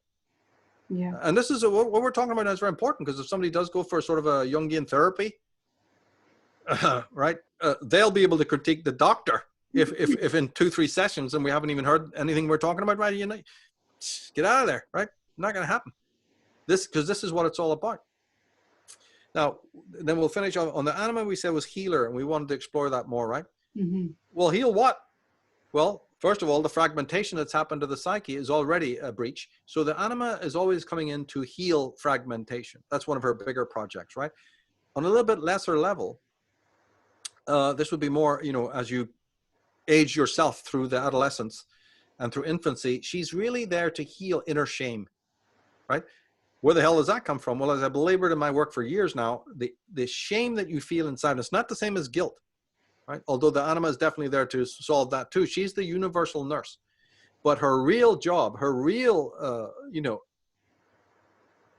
house call, the time when she's really needed, right? In an emergency situation, is she is the being within you. And these are just guides and bridges, a way of seeing, which heals the hurt that you've done to yourself, which is what shame is. Guilt is what you've done to others. Shame is what you do to yourself. The Western world isn't even aware that we do. You can prove this. Just go out and ask how many people to define autophobia for you. You'll get my point. But the shame that we feel for committing to the inauthentic life, which is why the word existentialism always comes up, you know, when I'm talking, because it's all about choice, and choice is yourself. All of this becomes existential because you make a fundamental choice to sign on for the will of the parents, to follow the necrophilus will of the crowd and all the rest of it, right? That choice that you make very early on, yeah, okay, your arms are twisted, you know, it is something that's forced upon you, but ultimately you choose to live the inauthentic life. But in choosing that, like Ayn Rand so many times pointed out, you cannot avoid the consequence of doing that. Right? And that's destruction of the self. But it starts in a deep shame that you carry. It's called existential shame. And you carry it with you, and it's never healed. And when the anima is more activated, when you come into deeper communion, this is how you'll know, because you'll be directed to a quiet place, right? You'll desperately want to be in nature, and you'll desperately, for some unknown reason, want to go through, you know, this experience where you're not listening to jarring traffic and the phone is ringing all the time and all that, and you'll go through this healing process, which can go very, very deep. But just to delineate it for people, how can you even heal the shame unless you feel the shame? What we're talking about now is not feeling any shame. It's the intellectual discussion about it, right? Anima is not working at that point. Anima is working when you awaken the feeling that now comes upon the shame, and she will be there to respond, to guide you, right? So it's all about feeling. Now, or the central version, right? And that's a rite of passage. So it will take more than a few days to go through, right? You're going to need, and Jung was aware of this, his patients, would go by the beach, spend a couple of weeks down there, right? Cry, feel, open up, become, get in touch with these oceanic experiences within inside, and come back very, very refreshed and going through a catharsis, right? But the trouble today is that we're now almost incapable of doing this. Our societies are not interested in this, right? So what this means, sadly, is that anima is now moving to become dysfunctional, because our societies don't allow us to do anything we've just spoken about. So healing is suspended. Healing is on all sorts of other levels. You'll have no shortage of advertisements for big pharma, pills to swallow, unless healing with a small h. The real healing we're talking about has actually been suspended, which means that the anima now, and you and I have talked about this in other podcasts, where the anima might return in demonic form. It's the center of work I've done all through last year and for many years before, but it got articulated, in great detail in the Unslaved podcast we've done on women and the unconscious. And what this means is that now our societies will become far, far more toxic. If they become more toxic because the anima is no longer working, then how do people get healing? Big pharma's there. So whenever you don't integrate archetypally, you reach out to some external bastion, so, some necrophilus version, which promises you this stability in order that you lack within. And so all of this now ties into what we see in society. It might look all, discombobulated, but everything we're saying right now is the reason for everything you're seeing in the headlines and all the rest of it, right? The shamanic teachings, the shamanic tribes of the world, and that means all over the world, knew how to send their initiates out into nature, right? So that they could, and then this would be repetitive, all the way through a person's life, right? But we have shrunk away from this healing process, this deep healing, because we don't want to feel enough to feel the shame. So there's several blocks. In other words, as I've said before, we don't want to engage with legitimate suffering, or even concede that such a thing exists. The trouble with that is if you don't acknowledge legitimate suffering, you become the victim of neurotic suffering. And that's what everybody's going through. And they're treating it not by turning within in the center version. They're treating neurotic suffering by institutionalized methods. And that's just going to keep on going and going and going until, it reaches a critical mass, right? The child starts with a child. We have shame because we've loved the unloving. And we keep loving the unloving as if something's going to change. We have shame because we've let others walk all over us when we were young and couldn't do anything about it. We've been humiliated. We've accepted the dictums of the false and the hypocritical of people around us, right? We've had our will crushed, We have shame because of our identification with the objects of our hate. Can't explore that now, but I've done so. Instead of rejecting the authority that's humiliating us, we start to identify with it. This is a syndrome that accounts for the way the world looks the way it is. The identification with the objects of our hate. And then the subsequent shame for doing that. That's all lingering, it's all in the right brain. It's all trapped in the body. So there's so many reasons for this existential shame to exist. Not to say that it can't be healed, but we've become victims of adultism, and we've embodied it. Another one would be, we've systematically see ourselves as imperfect, right?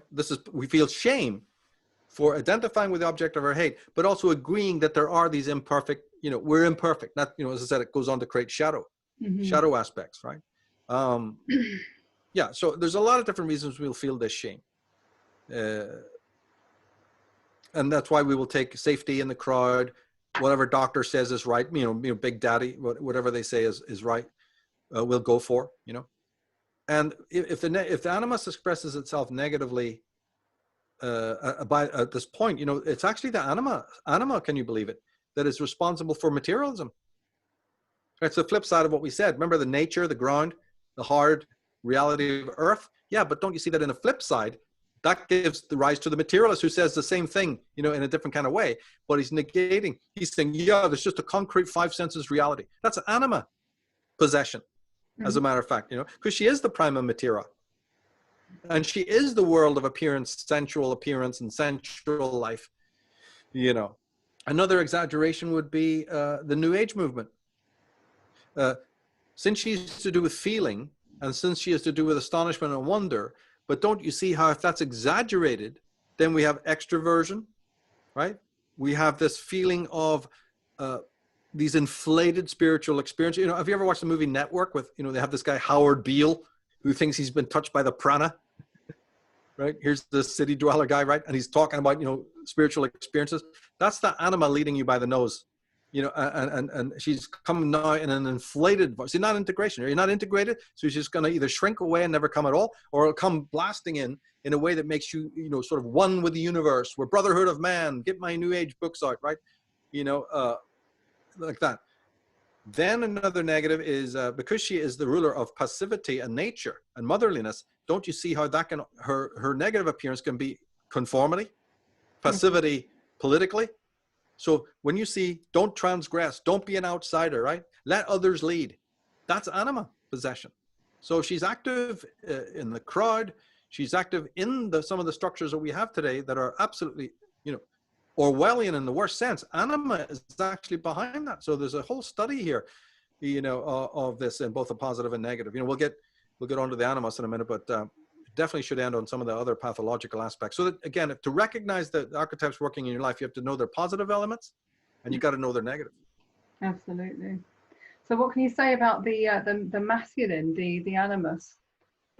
How does that show up for us? Yeah. Well, according to the strategy or the scheme, and one doesn't have to take it, and Jung didn't say take it as exactly fixed, right?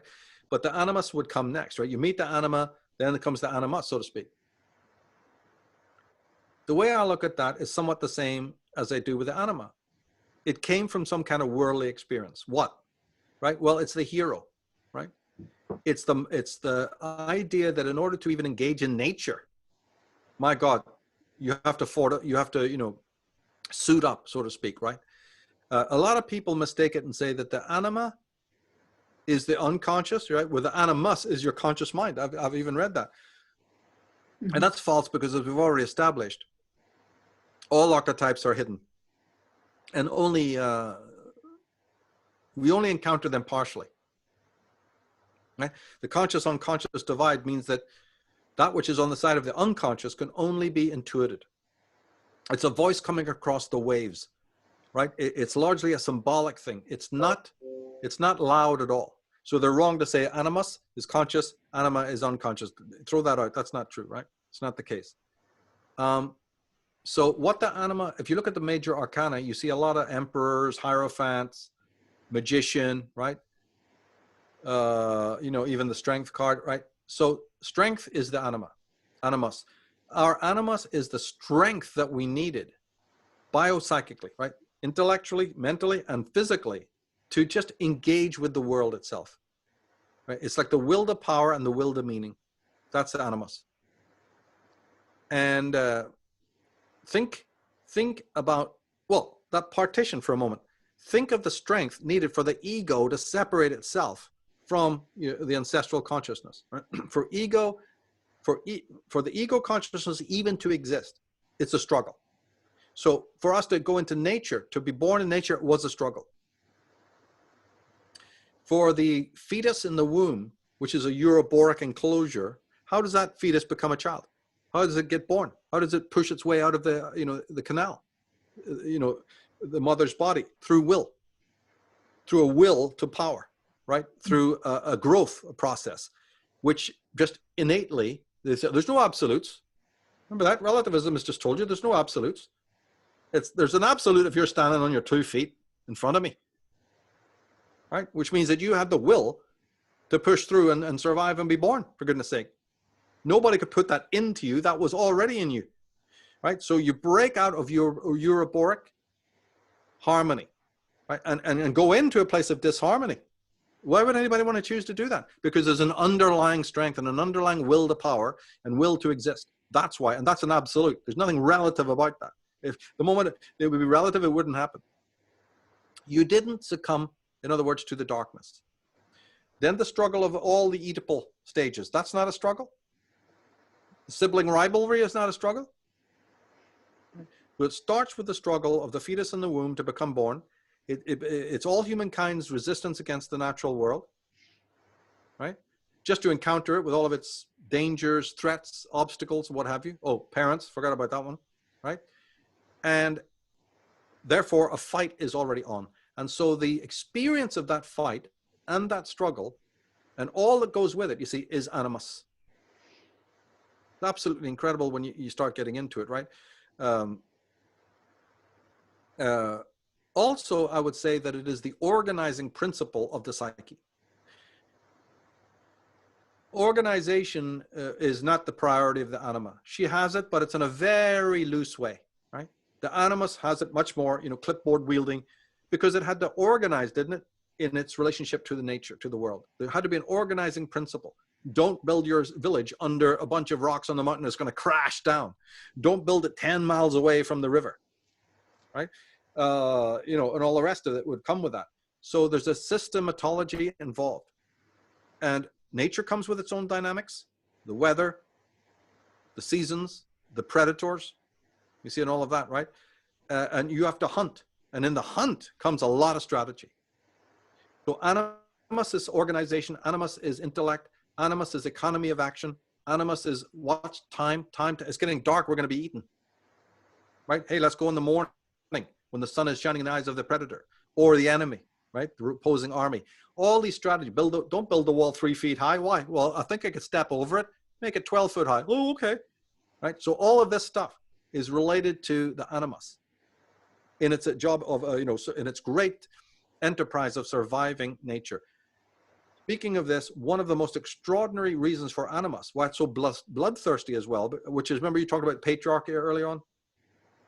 In order for the feminists to take down patriarchy, I give them a real good tip. Find out what it is. Right? Know it before you even try to destroy it. They haven't the faintest idea what it is. One of the reasons that you have patriarchy is because of the threat of the wild animal in our history, in our prehistory. And this is going back into the paleontological, but the Paleolithic, moving into the Neolithic, right up to the Iron Age. Animals were a threat that not 1 in a million people listening to us, unless they're very familiar with this, has ever even imagined. Those toy dinosaurs that the kids love to play with, and the wallpaper of fish and all the rest of it, and teddy bears, that's where we're living. We're not living with real grizzlies who snap your head like a freaking walnut, right? Tigers. Just check out how many deaths there are in India right now of tigers and bears. Right now, today. Hundreds of thousands of people. And it used to be much, much more when there were more of these dangerous animals around. Monkeys will literally club a person to death, especially baboons and so on. We're not getting into the whole thing of it. But insects, birds of prey, alligators, right? Like I said, ticks, spiders, insects, right? So early man, as much as he was enamored by nature, which, as we said, had to be, because otherwise Anima wouldn't have been created, but it was also under deep threat from nature. And the deep threat of nature, mostly in the forms of fanged, dangerous predators, but in other areas as well. We still have those phobias of spiders and mice and all of that, right? We have it because this was once upon a time an extreme threat, an extreme reality for us. And so without getting into all the highways and byways of it, the threat of the predator, which is caused so many daytime and nighttime fears, is a huge part of the need for animus. So when the feminist wants to take down something, beware taking it down, because it has a damn good natural reason to be there. Mm-hmm. Right? Yeah. It was allowing the mobilization of something. Then on a much more subtle level, and this is sort of turning back towards psychology, but this time not the Freud and Jung, but the Reich. His work encompassed all of theirs, but added ingredients which are supreme, right? The animus is this. In a man and a woman, their body and their biopsyche, right? In other words, where do you think this will is coming from? I've said it in a different context, but it pertains to what we're saying now. The context I was really thinking in previous, iterations of this was the spiritual journey. On the spiritual Siddhartha road, when the outsider does become an outsider, early on we talked about what would that require, what kind of consciousness, what kind of will. We're back to that question now. You won't have the will on the Siddhartha road to get around the first bend. And people listening to me know that, because we've all tried it. Unless you can draw upon a certain kind of bioenergy from deep inside yourself. It's card 14 in the tarot, right? The temperance card with that big basin, that big cauldron. That's, and samak, the letter for that card esoterically means stomach.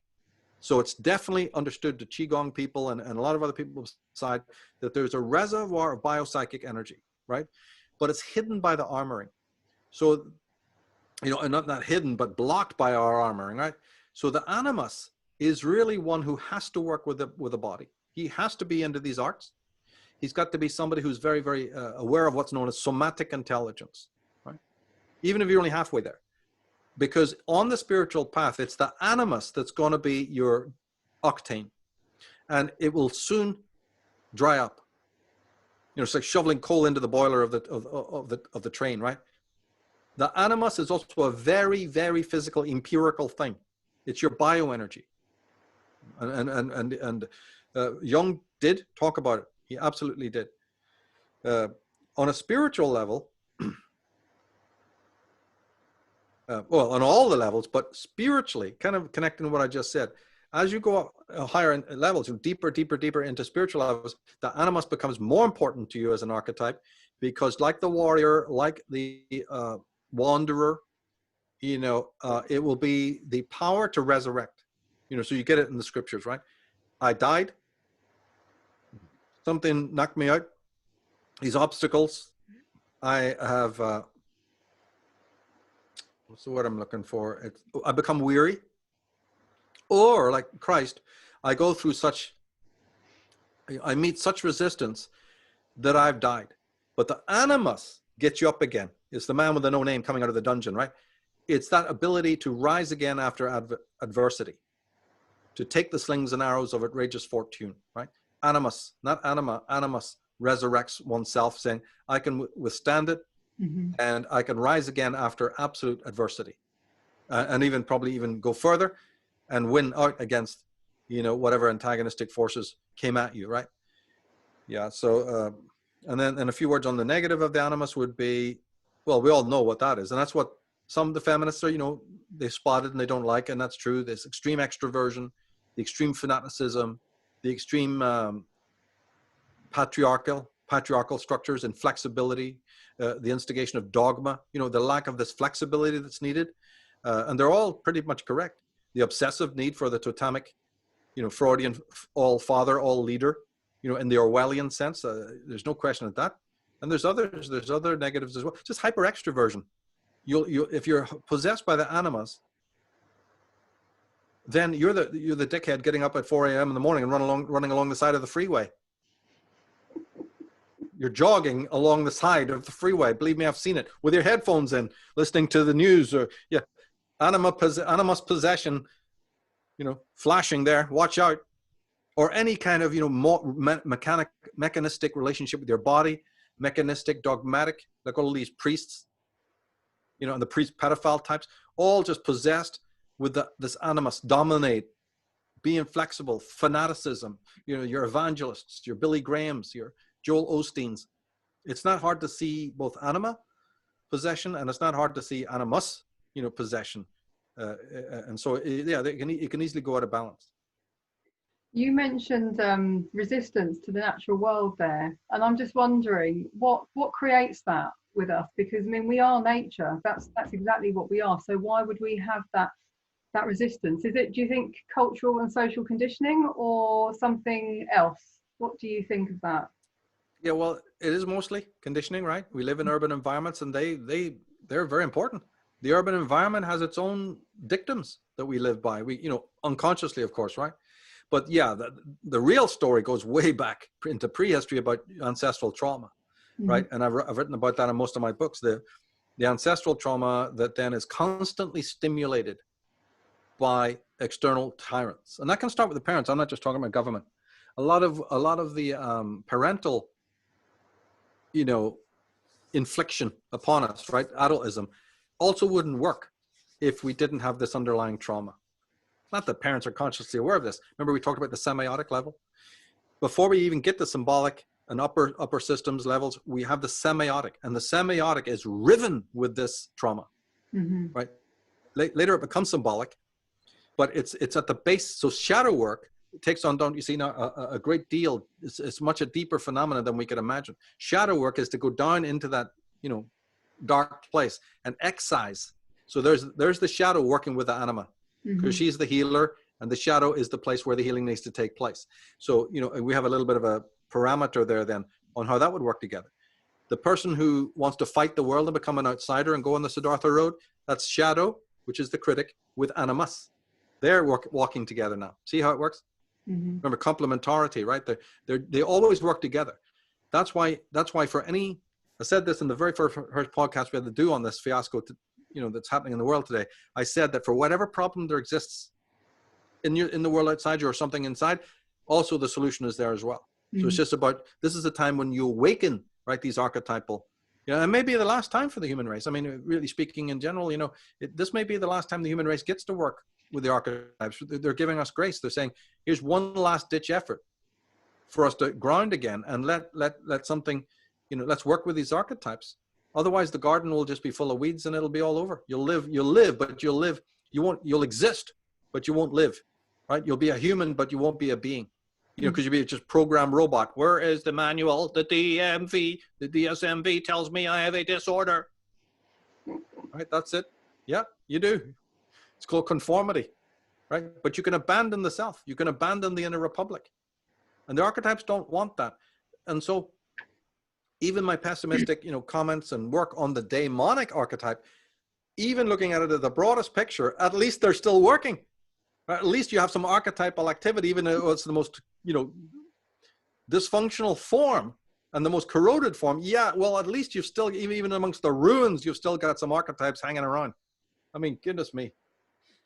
You know, I put on a few posts recently. I've seen some quotes by Steiner that say something along the lines of that since he was working with children, I don't know when he was around actually, I don't know, maybe about 60 years ago or something, he was saying that there were children being born and coming into his schools who were soulless. They were without soul, and that there have been these people being born since that time that have no souls. And if you go into any shopping mall, any shopping centre, you'll see, you know, faces upon faces of what are essentially, and I don't mean this word in the usual way, but ugly people. Not as in that they're not good looking in the conventional sense, but there's a light missing. There's a spark. There's something missing, and I wonder: is it just the fluoride stare that they have? Is it that they've been program conditioned? In some places, it looks like there's been some kind of experiment done. You know, because these people are just completely they're unhealthy. They're overweight. They are, you know, there's no light. There's nothing. There doesn't seem to be anything there. And then finding these quotes by Steiner that says, you know, there are some people being born that have no soul. This would kind of fit the narrative, wouldn't it? And also the people that are there to do the jobs that other people don't want to do, which is to enforce laws that nobody really believes in. Perhaps these people also would be soulless people, you know, without you know, worrying about, you know, the effects that they really have on society. What do you think of that? Yeah, he's essentially right. He's speaking in a different language. He's speaking in a sort of a quasi-theological language. I prefer to put it in psychological language, which was why Jung was always very interesting to me, right? He's speaking about the fact that these archetypes are not integrated. How can there be any heroism in those people if the animus is not activated or integrated? How can they be healthy if the animus is not present in their life? Full of vigor, it has a vigor of its own, right? We associate vigor with the animus, but as I said, a lot of these archetypes are all syncretic. They all share traits, and so animus is also your physical body as a structure, right? As an entity. Animus is the energy, right, of the body. If you don't if she's not active in your life, you won't like your own body, right? And I know a lot of people who are listening to me have gone through this, right? Reclaiming their bodies, being okay with themselves, and, you know, and all of that. Animus rules the energy. Anima is the physicality of it all. So what you're seeing is a lack of integration. Remember we spoke about the shame? These people are drenched in shame. Existential psychology, none of them could define it, right? Once you're drenched in shame, it's Steiner's way of saying, you know, that you're soulless. I don't believe anybody comes into this, you know, without a soul. That would be crazy, right? I mean, it's impossible. Too much energy's gone to get you here. But they can come in with evil mom. Now we're talking, right? There's nothing metaphysical about it. It's real physical. You could be in the dragon fight for the 9 years of your life. That'll fucking make you soulless. 59 right? years even. Yes. And then remember, look at puberty, right? I mean, by the time you have been sucked dry through the Oedipal and in adolescence, and then you're trying to get, a man tries to get to know women, and women try in this ugly teenage years of the puberty, good luck, right? You'll turn the page, you give it a go. And I'm not saying it couldn't, you know, as long as the damage with your psyche isn't that much, hey, you know, it might heal. It might go okay. But in my experience, you know, more times than not, it doesn't go okay. The girl would have to know a lot about a father complex. The child would have to know, a male child would have to know, you know, he would have to have confronted, you know, well, it's basically like this. You would have to know how you've been swayed by the will of other people. Mm-hmm. And have to go into that, you know, which certain forums have done, right? But I'm always talking existentially about how you discover it for yourself, rather than what, you know, Werner Erhard or Byron Katie or whatever you've got now, right? Anthony Robbins type. It's helpful, right? I'm telling you, in the beginning stages, in many ways, those books, and I'd rather there be there, right, than not there, so to speak. But is what people lack the discernment, you know, to say, okay, I'm not going to make him into a god or a guru or whatever, you know. But that's a whole other conversation. The main points we're exploring here are, you'd have to have a very good reason for looking back. But with all of this shame, it disables you because it awakens the shame. See, if I start looking back psychologically, who's my mom, who's my dad, what are they all about? Unfortunately, by traveling that road, it will now mean that I'll have to open up shadow aspects that cause so much irritation. But I'm trying to get a date, right? Here, in fact, talking about dates, think of you're in the bar. Think of the classic age-old scenario in which boy wants to go up and talk to the girl. In that process, he's so skittish about it, right? There's animus, right? Because animus is the thing that finally gets you up, and you're sweating. You think everybody's watching you. You're in a state of unbelievable turmoil. Right? We're talking about how the archetypes manifest. There's something in us that is the will to power, right? Where we say, I'm just going to do it. I don't care what she thinks. And then you go up, you know, and vice versa. But usually in our culture, women don't make the first move. It's men. The masculine woman can, and I think that's extremely healthy and good. But in normal, stereotypical life, it's the guy, no matter how dweeby he is, he's going to have to muster this energy to go up and face the humiliation, or go, would you like to come out with me? Can I buy you a drink, or whatever it is, right? And that's the animus at that point. And you know, and there's the female version of it as well. And then take that raw will to power. That's nothing more than will to power, right? In the higher level, the animus, and more this would be on the Siddhartha road, you know, more like that level. It's the will to meaning, right? There's a will to power that you're born with, and the will to meaning.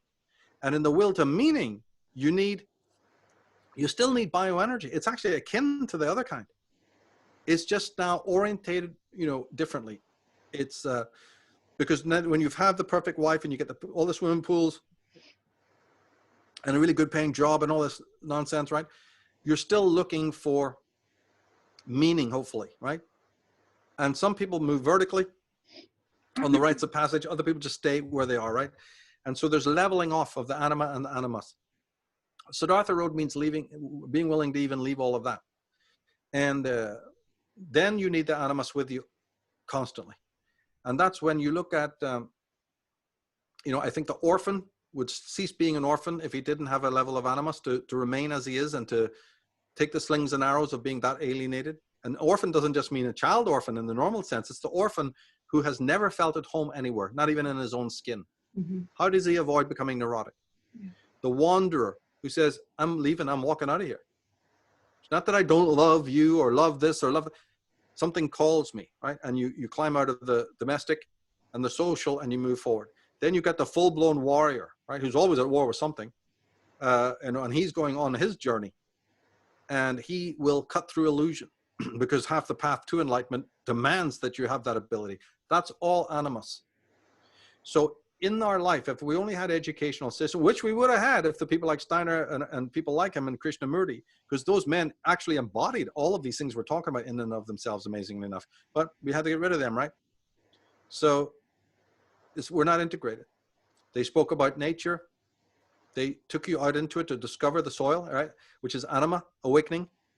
They took the kids out and they had them, no kid could go to Steiner school unless they had planted a garden, right? Just not possible. And studied up to permaculture and horticultural levels, right up there, right? We don't have that anymore. You know, and maybe, you know, before we should touch on, maybe if you want to go there, you know, some of the pathological aspects of the fallout of all of this, but because that's crucial too, I think. Yeah, absolutely. We had a few questions as well from some of the people who are on the group. I put it out there that we'd be having this discussion. So one of them is practical tips. It's by Aaron Dunbar. Practical tips on increasing motivation. He feels that there's something kind of keeping him back from some resistance, an indecision towards his move towards self-mastery. Why is that? Why do we have that kind of resistance? Why do we have that resistance? I mean, he's obviously a person, I've kind of read a lot of his quotes before. He's very knowledgeable about tarot and lots of other things, and he wants to kind of grow and develop himself, but there's also some resistance there. What is that resistance? Because he's not letting go. The journey is not about you wanting anything, desiring something, or even forcefully, you know, attaining anything, although we get into that rut. In this level of attainment we're talking about, it's very, very much allowing yourself to be directed in more of a yin way. So there's too much animus in this situation. It's just speculation. I'm not a psychologist, right? But a pattern I have seen is that we're very Faustian. We drag a lot of our worldly desires and will to power into an area where really should be will to meaning, but we don't know too much about that. What he has to do is sort of fall in love with the lethargy, allow himself to rest, decompress, right? Tune out, go blank. Those fugue moments are more precious than even, you know, the active moments. And we often forget that. It's one of the conditions of the West. This is really something that's endemic of the West. So you muster power and you muster will, and that's all needed, because we said it's axiomatic. You couldn't leave the consensus without it. But there are times when you've left the consensus, you don't need it anymore. You know, the mountain path sometimes has these flat moments where you can just sit down and observe the vista you came from. They are vitally important. You know, somebody could call them gray areas. So the negotiation of the gray area is vital, absolutely vital. And it's usually missed by a lot of people on this road because they're in some sort of soft or hard competition, usually competition with themselves, a need to be always seeing what's around the next corner. Is all healthy, it's all virtuous. All those things are virtues of the animus. But there are these moments where, you know, there is a very important moment to find the still point and look for that leadership and guidance intuitively, right? So that's a step. That's definitely an important step, except it's a bizarre step because you're kind of not stepping, if you get my meaning. You are savoring. You're going circumspect, right? You are not treating this journey like a ski slope, you know, or a one-armed bandit in which there's something going to pop out, right? Too much of that thinking enters back, and it's courtesy of the left brain. There's a contemplative, in centroversion, there's different kinds of dynamics. And so one needs to work on that as well, not doing woo way, right? I've done a lot of work on that in a different podcast. Okay, we're just looking at some of these other questions. It seems that we've answered a lot of them already. But one of them was about how does the shadow give us messages? And I don't know if you ever saw, but when I first started doing this group last year, I did a very short video on what I called messages from the unconscious and what you called the dark guardians. Do you want to talk about that? Do you remember that term and what it referred to?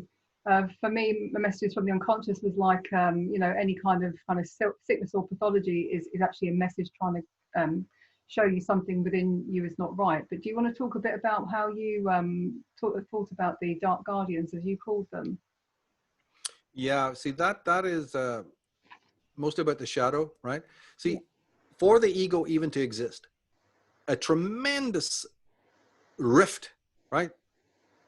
A cleavage took place seismically in the self. And that leaves you reeling. It's almost, you could say that's a kind of a, you know, we talked about an earlier kind of trauma. Jesus, here's one that even, you know, the ego germ, in order to separate itself off from the ancestral, to be lucid, to be conscious, is already an immense struggle. And so that means that you're a divided being, and that any kind of communion with the archetypes is going to be pretty much a struggle. It'll come with, you know, so the dark guardians are like, yeah, I need you, talk to me, but stay back, you're burning me up. The more integrated person is not fussed anymore, and he can sit at the table with the 7 kings or whatever way you want to put it, right? And he has no problem with their counsel. But in the meantime, the presence of an archetype moving close into our unconscious is by no means something that anybody wants, right? It's very, very disturbing. And, you know, it can lead up even into gross pathology, you know, if one doesn't know what they're doing. And courtesy of society, most people do not know what they're doing, right? They'll be led to the thugocracy or, you know, whatever. A lot of people who are, you know, victims of the Animus possession are these self-righteous people. There's nothing wrong with me. I don't even need to do any psychology. You're telling me there's something wrong with me? I'm whole, right? So they don't even have the humility to accept that there's an issue, right? Because the Animus is very much easy to become inflated into this super patriarchal, domineering type that doesn't accept that they've got flaws. You know, the father image is, you know, of a more of a Victorian sort of sense, has elements of that as well. Not that it's missing today. It's repulsive, right? It's the authority figure is what I'm looking for, right? The authority figure does not accept that I'm flawed, that Yahwistic, Jehovistic, you know, Mosaic idea. And so it's incapable. So then when the archetypes make an appearance, it's like friction. It's like a feeling of burning, right? And all sorts of physical armoring. What the hell? Reich's armoring, right? Which is a pathological state that's right in everybody right now, right in their very structure right now. That is, you know, that's your need to suppress archetypal voices within your own being. Mm-hmm. See, so there's already a quotient of bioenergy taken up for defense, the famous defense mechanisms. But boy, God, Wilhelm Reich took that and just went to town with it. Defense mechanism, the word had been bandied about. Reich honed in, well, I'll tell you what a fucking defense mechanism is. It's your structure, it's your own body, it's your own fibers, it's your own inhibitions. And so any kind of shadow work is not even going to be possible without integrating the body in a Reichian, you know, Lauan way, getting rid of what Reich himself called the emotional plague. And the emotional plague is, you know, so much could be said on that. One day we'll even have to go deeper into that. It's incredible, really. Mm-hmm. But crowd consciousness, it'll steer you to the crowd, because the noise and of the crowd blocks out any need of, you know, once the archetypes come to you and start wanting to, you know, you can retract into this aspect. And then to really answer that question, yes, I did go much further and start talking about that subject in a more extreme way, but it's extreme, but it's really consistent with Jung. This is the whole thing, that if none of the archetypes are integrated, they're not going away. Organic things don't go away. Look between the paving stones, grass is still growing. So by that definition, that you cannot destroy the wholesome and you cannot completely banish the archetypal, how would it come back? And so consistent with what Jung was already saying, I believe they do come back, but they come back in a daemonic, right? With a D-A-I or D-A-E, it means the same thing. And it's just to mean, it doesn't mean demonic, like in any kind of satanic way, because that word is loaded with religious garbage. So daemonic is a sort of a halfway point, but these archetypes are still destructive at that point. They're inflamed now. The pathology that you created within your being in order to, you know, preserve ego is going to be a pathology that destroys ego, right? When that dynamic starts to happen, you become deeply neurotic. But the trouble is that if we have too many people like that in our society, which I believe we do, then whatever that society wants in its necrophilous mode is going to become dominant. So Big Brother, you know, all the things we've been seeing in the latter 20th century are born out of this internal psychological dynamic. All the structures that are around us, and these are the Orwellian structures, and that are still to come, unfortunately.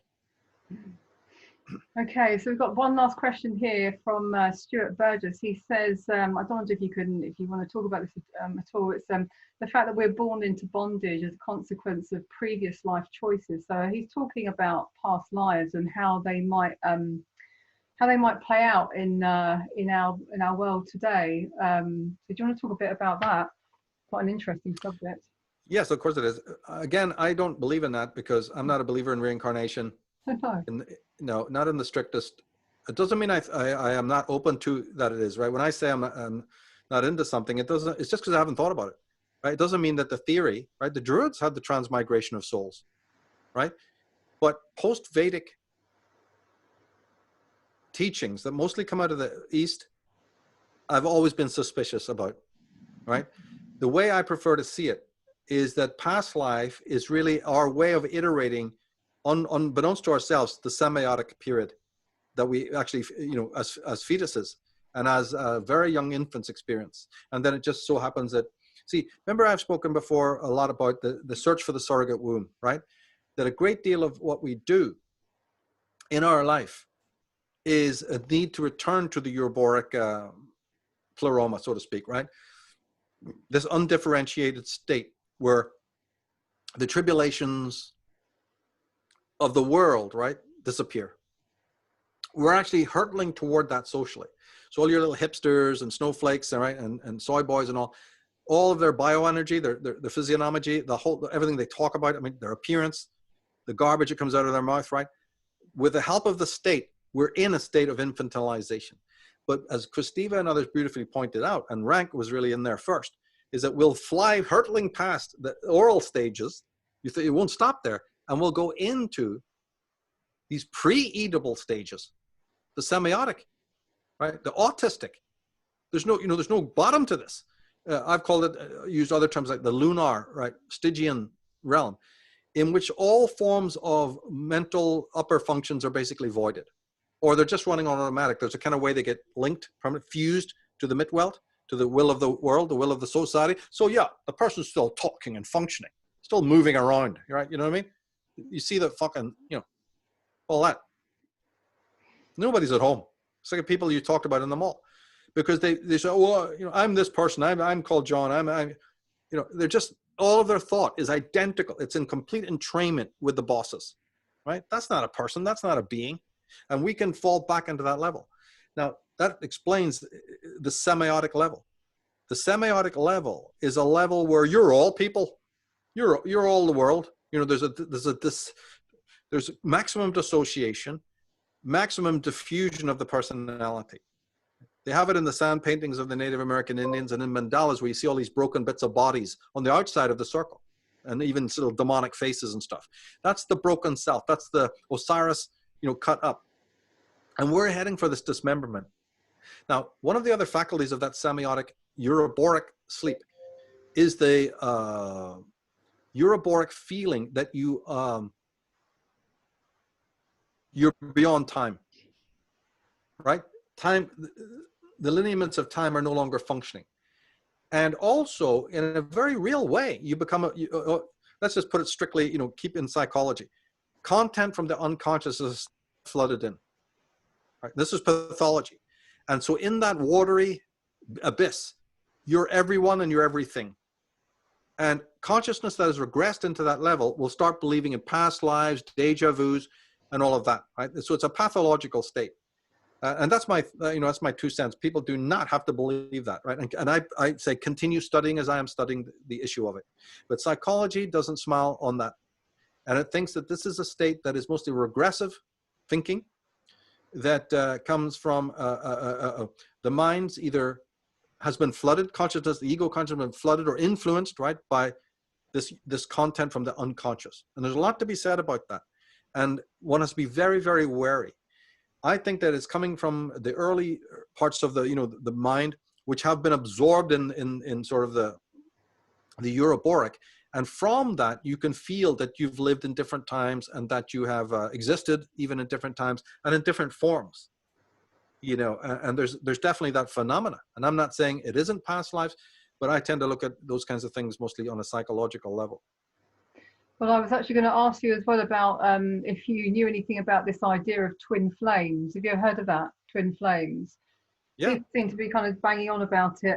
So there's a difference between soulmate and twin flames. I think one of them is that you, in your past life or before you were born, you already knew this person. You've lived many lives before. But I guess I can kind of guess what you might say about that. If you don't believe about in reincarnation, then that's probably a load of Well, no, I don't believe in that as it's expressed by Eastern mysticism. Mm-hmm. What I believe is, or even some New Age stuff over here, but I do believe in empathy, right? And therefore, my take on that is very Randian, right? In which the sympathy that you're talking about and the empathy that you're speaking between two or more people, right, is born in the concept of shared values.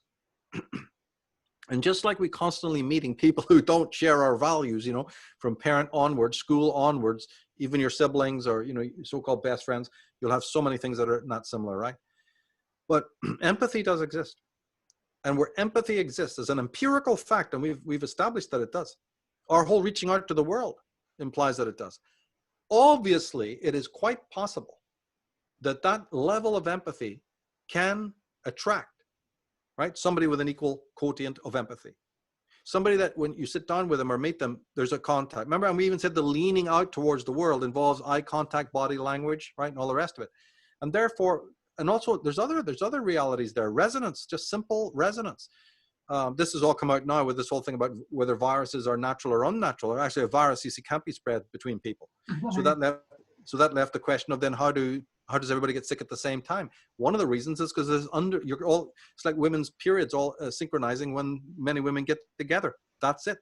The outside environment determines it, and another kind of energetic resonance. Mm-hmm. It's not that some fucking virus is being passed one to the other, for the simple reason that not everybody gets sick when everybody around you is sick.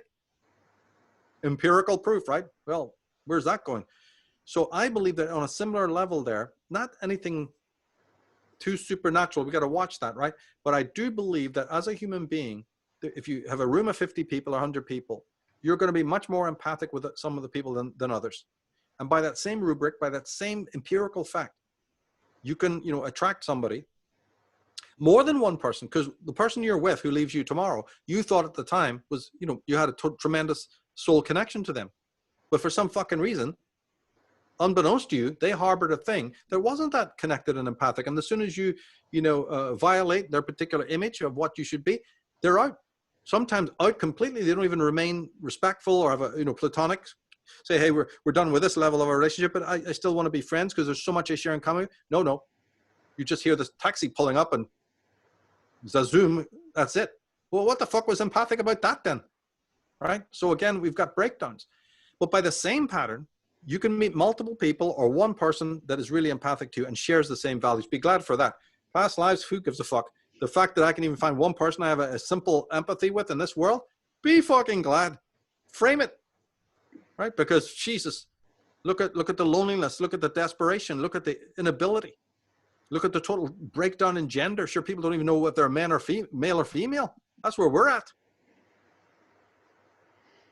So it's all about empathy. I do think this whole thing about twin flame, I think people just like to label things. They like to put a label on something.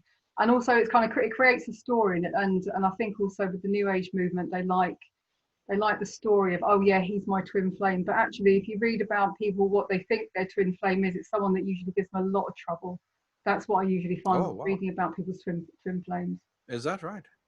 It is. Well, yeah, remember the Anima, this is Anima related, because remember Anima deals with relationships and empathy. A man sees a very attractive woman, right? At the bar, we described her, what the fuck, on the beach, at work, wherever. He wants to own that because, right, that's attractive. He's empathizing or he's relating to the physical fact of her physical beauty, right? But really, the mug doesn't realize that a far less attractive physically woman, this is actually in the Bible, this is part of rabbinical teachings, really right into the whole essence of God. They say that actually God did this, right? According to some rabbinical stroke Kabbalistic systems, they believe that God fell for Lilith. It's a really wacko story. His real mate, right, who's called the Shekinah, is been temporarily banished from the court. Totally was crazy. in the meantime, the chambermaid seduces God. This is Jehovah, right? And climbs into his bed, right? And he has sex with her because he's so desperate. They're so oversexed, right? It's unbelievable. God as the philanderer, but he's also promiscuous, a promiscuous God. This is I'm not fucking kidding. This is in the Zohar. It's in these rabbinical teachings, right? So he sleeps with what he thinks is his chambermaid. This is God now, mind you, right? The one who's meant to be able to see all truth and know it. He's sleeping with Lilith and doesn't know it. We got some problems here. We got some questions that have arisen, right? But God the blind, God the not all-knowing, has sex with Lilith, who then, basically destroys him. He gets thrown out of power. The temple falls. This is linked to the temple of Jerusalem falling.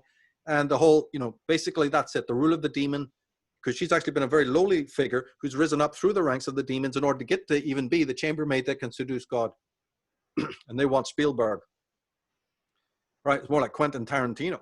So here you've got this. And then after the fall of God, the whole of the kingdom is destroyed and the earth turns sour, and Lilith and her horde are able now to seduce a succubi. You see, the whole thing. God doesn't stop it either. Now that he's been seduced, as soon as he recovers a bit, he doesn't prevent this.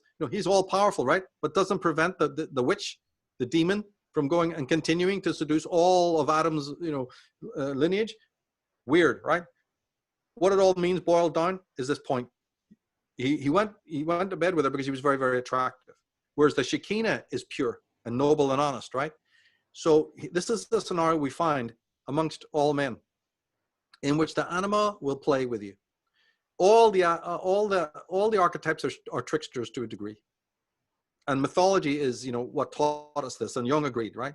So the Anima as a trickster is the one who seduces the drunken fool, right? And he goes for it because he's intoxicated, right? But the one who's really got the empathy, the real soul mate, so to speak, is the one who is not as attractive, but she's got moral purity. Mm-hmm. So I absolutely believe that there are kindred souls when it comes to the moral, aspect, and that the rest of it is just seduction and intoxication, enthrallment, basically. But I don't rule out by any means, the standard that the moral empathy, can be shared by two people. And believe me, that's as good, that's great to be getting on with right there. That's great to be getting on with. Oh, that's great. But listen, thank you so much for talking to me, Michael. You've really kind of given us so much to think about. And I'll be working on sort of more Animus and Anima kind of stuff on the group as much as I can. Thank you for joining me. Yeah, it's interesting. You have a group and that they're signed on for this, and I really enjoyed it. Check out the Women in the Unconscious podcasts, and the links underneath that will also lead to a lot of the other stuff we've been talking about, as a point of reference for people. But it's all about catharses. That's all about changing your way of seeing, and that's happening socially. But regardless of what happens socially, we need to be going through this individually. This is hugely, hugely important. And it really accounts for the Western magical tradition, really. But I've got an article called Jung, Jesus Meets Jung, and they're on the Michael Tsarion website. I know you've posted a lot of my stuff as well. So, that's all been written, for beginners in mind and stuff like that. So, and good luck with the school and your own works on this. It's really thrilling to see that it's happening. Best of luck. I know it's a lot of work, so best of luck with that. Well, thank you. I mean, I wouldn't have got started with it if it wasn't for the work that you've done. So thank you as well. Appreciate that, mate. Okay. Thanks, Michael. Cheers.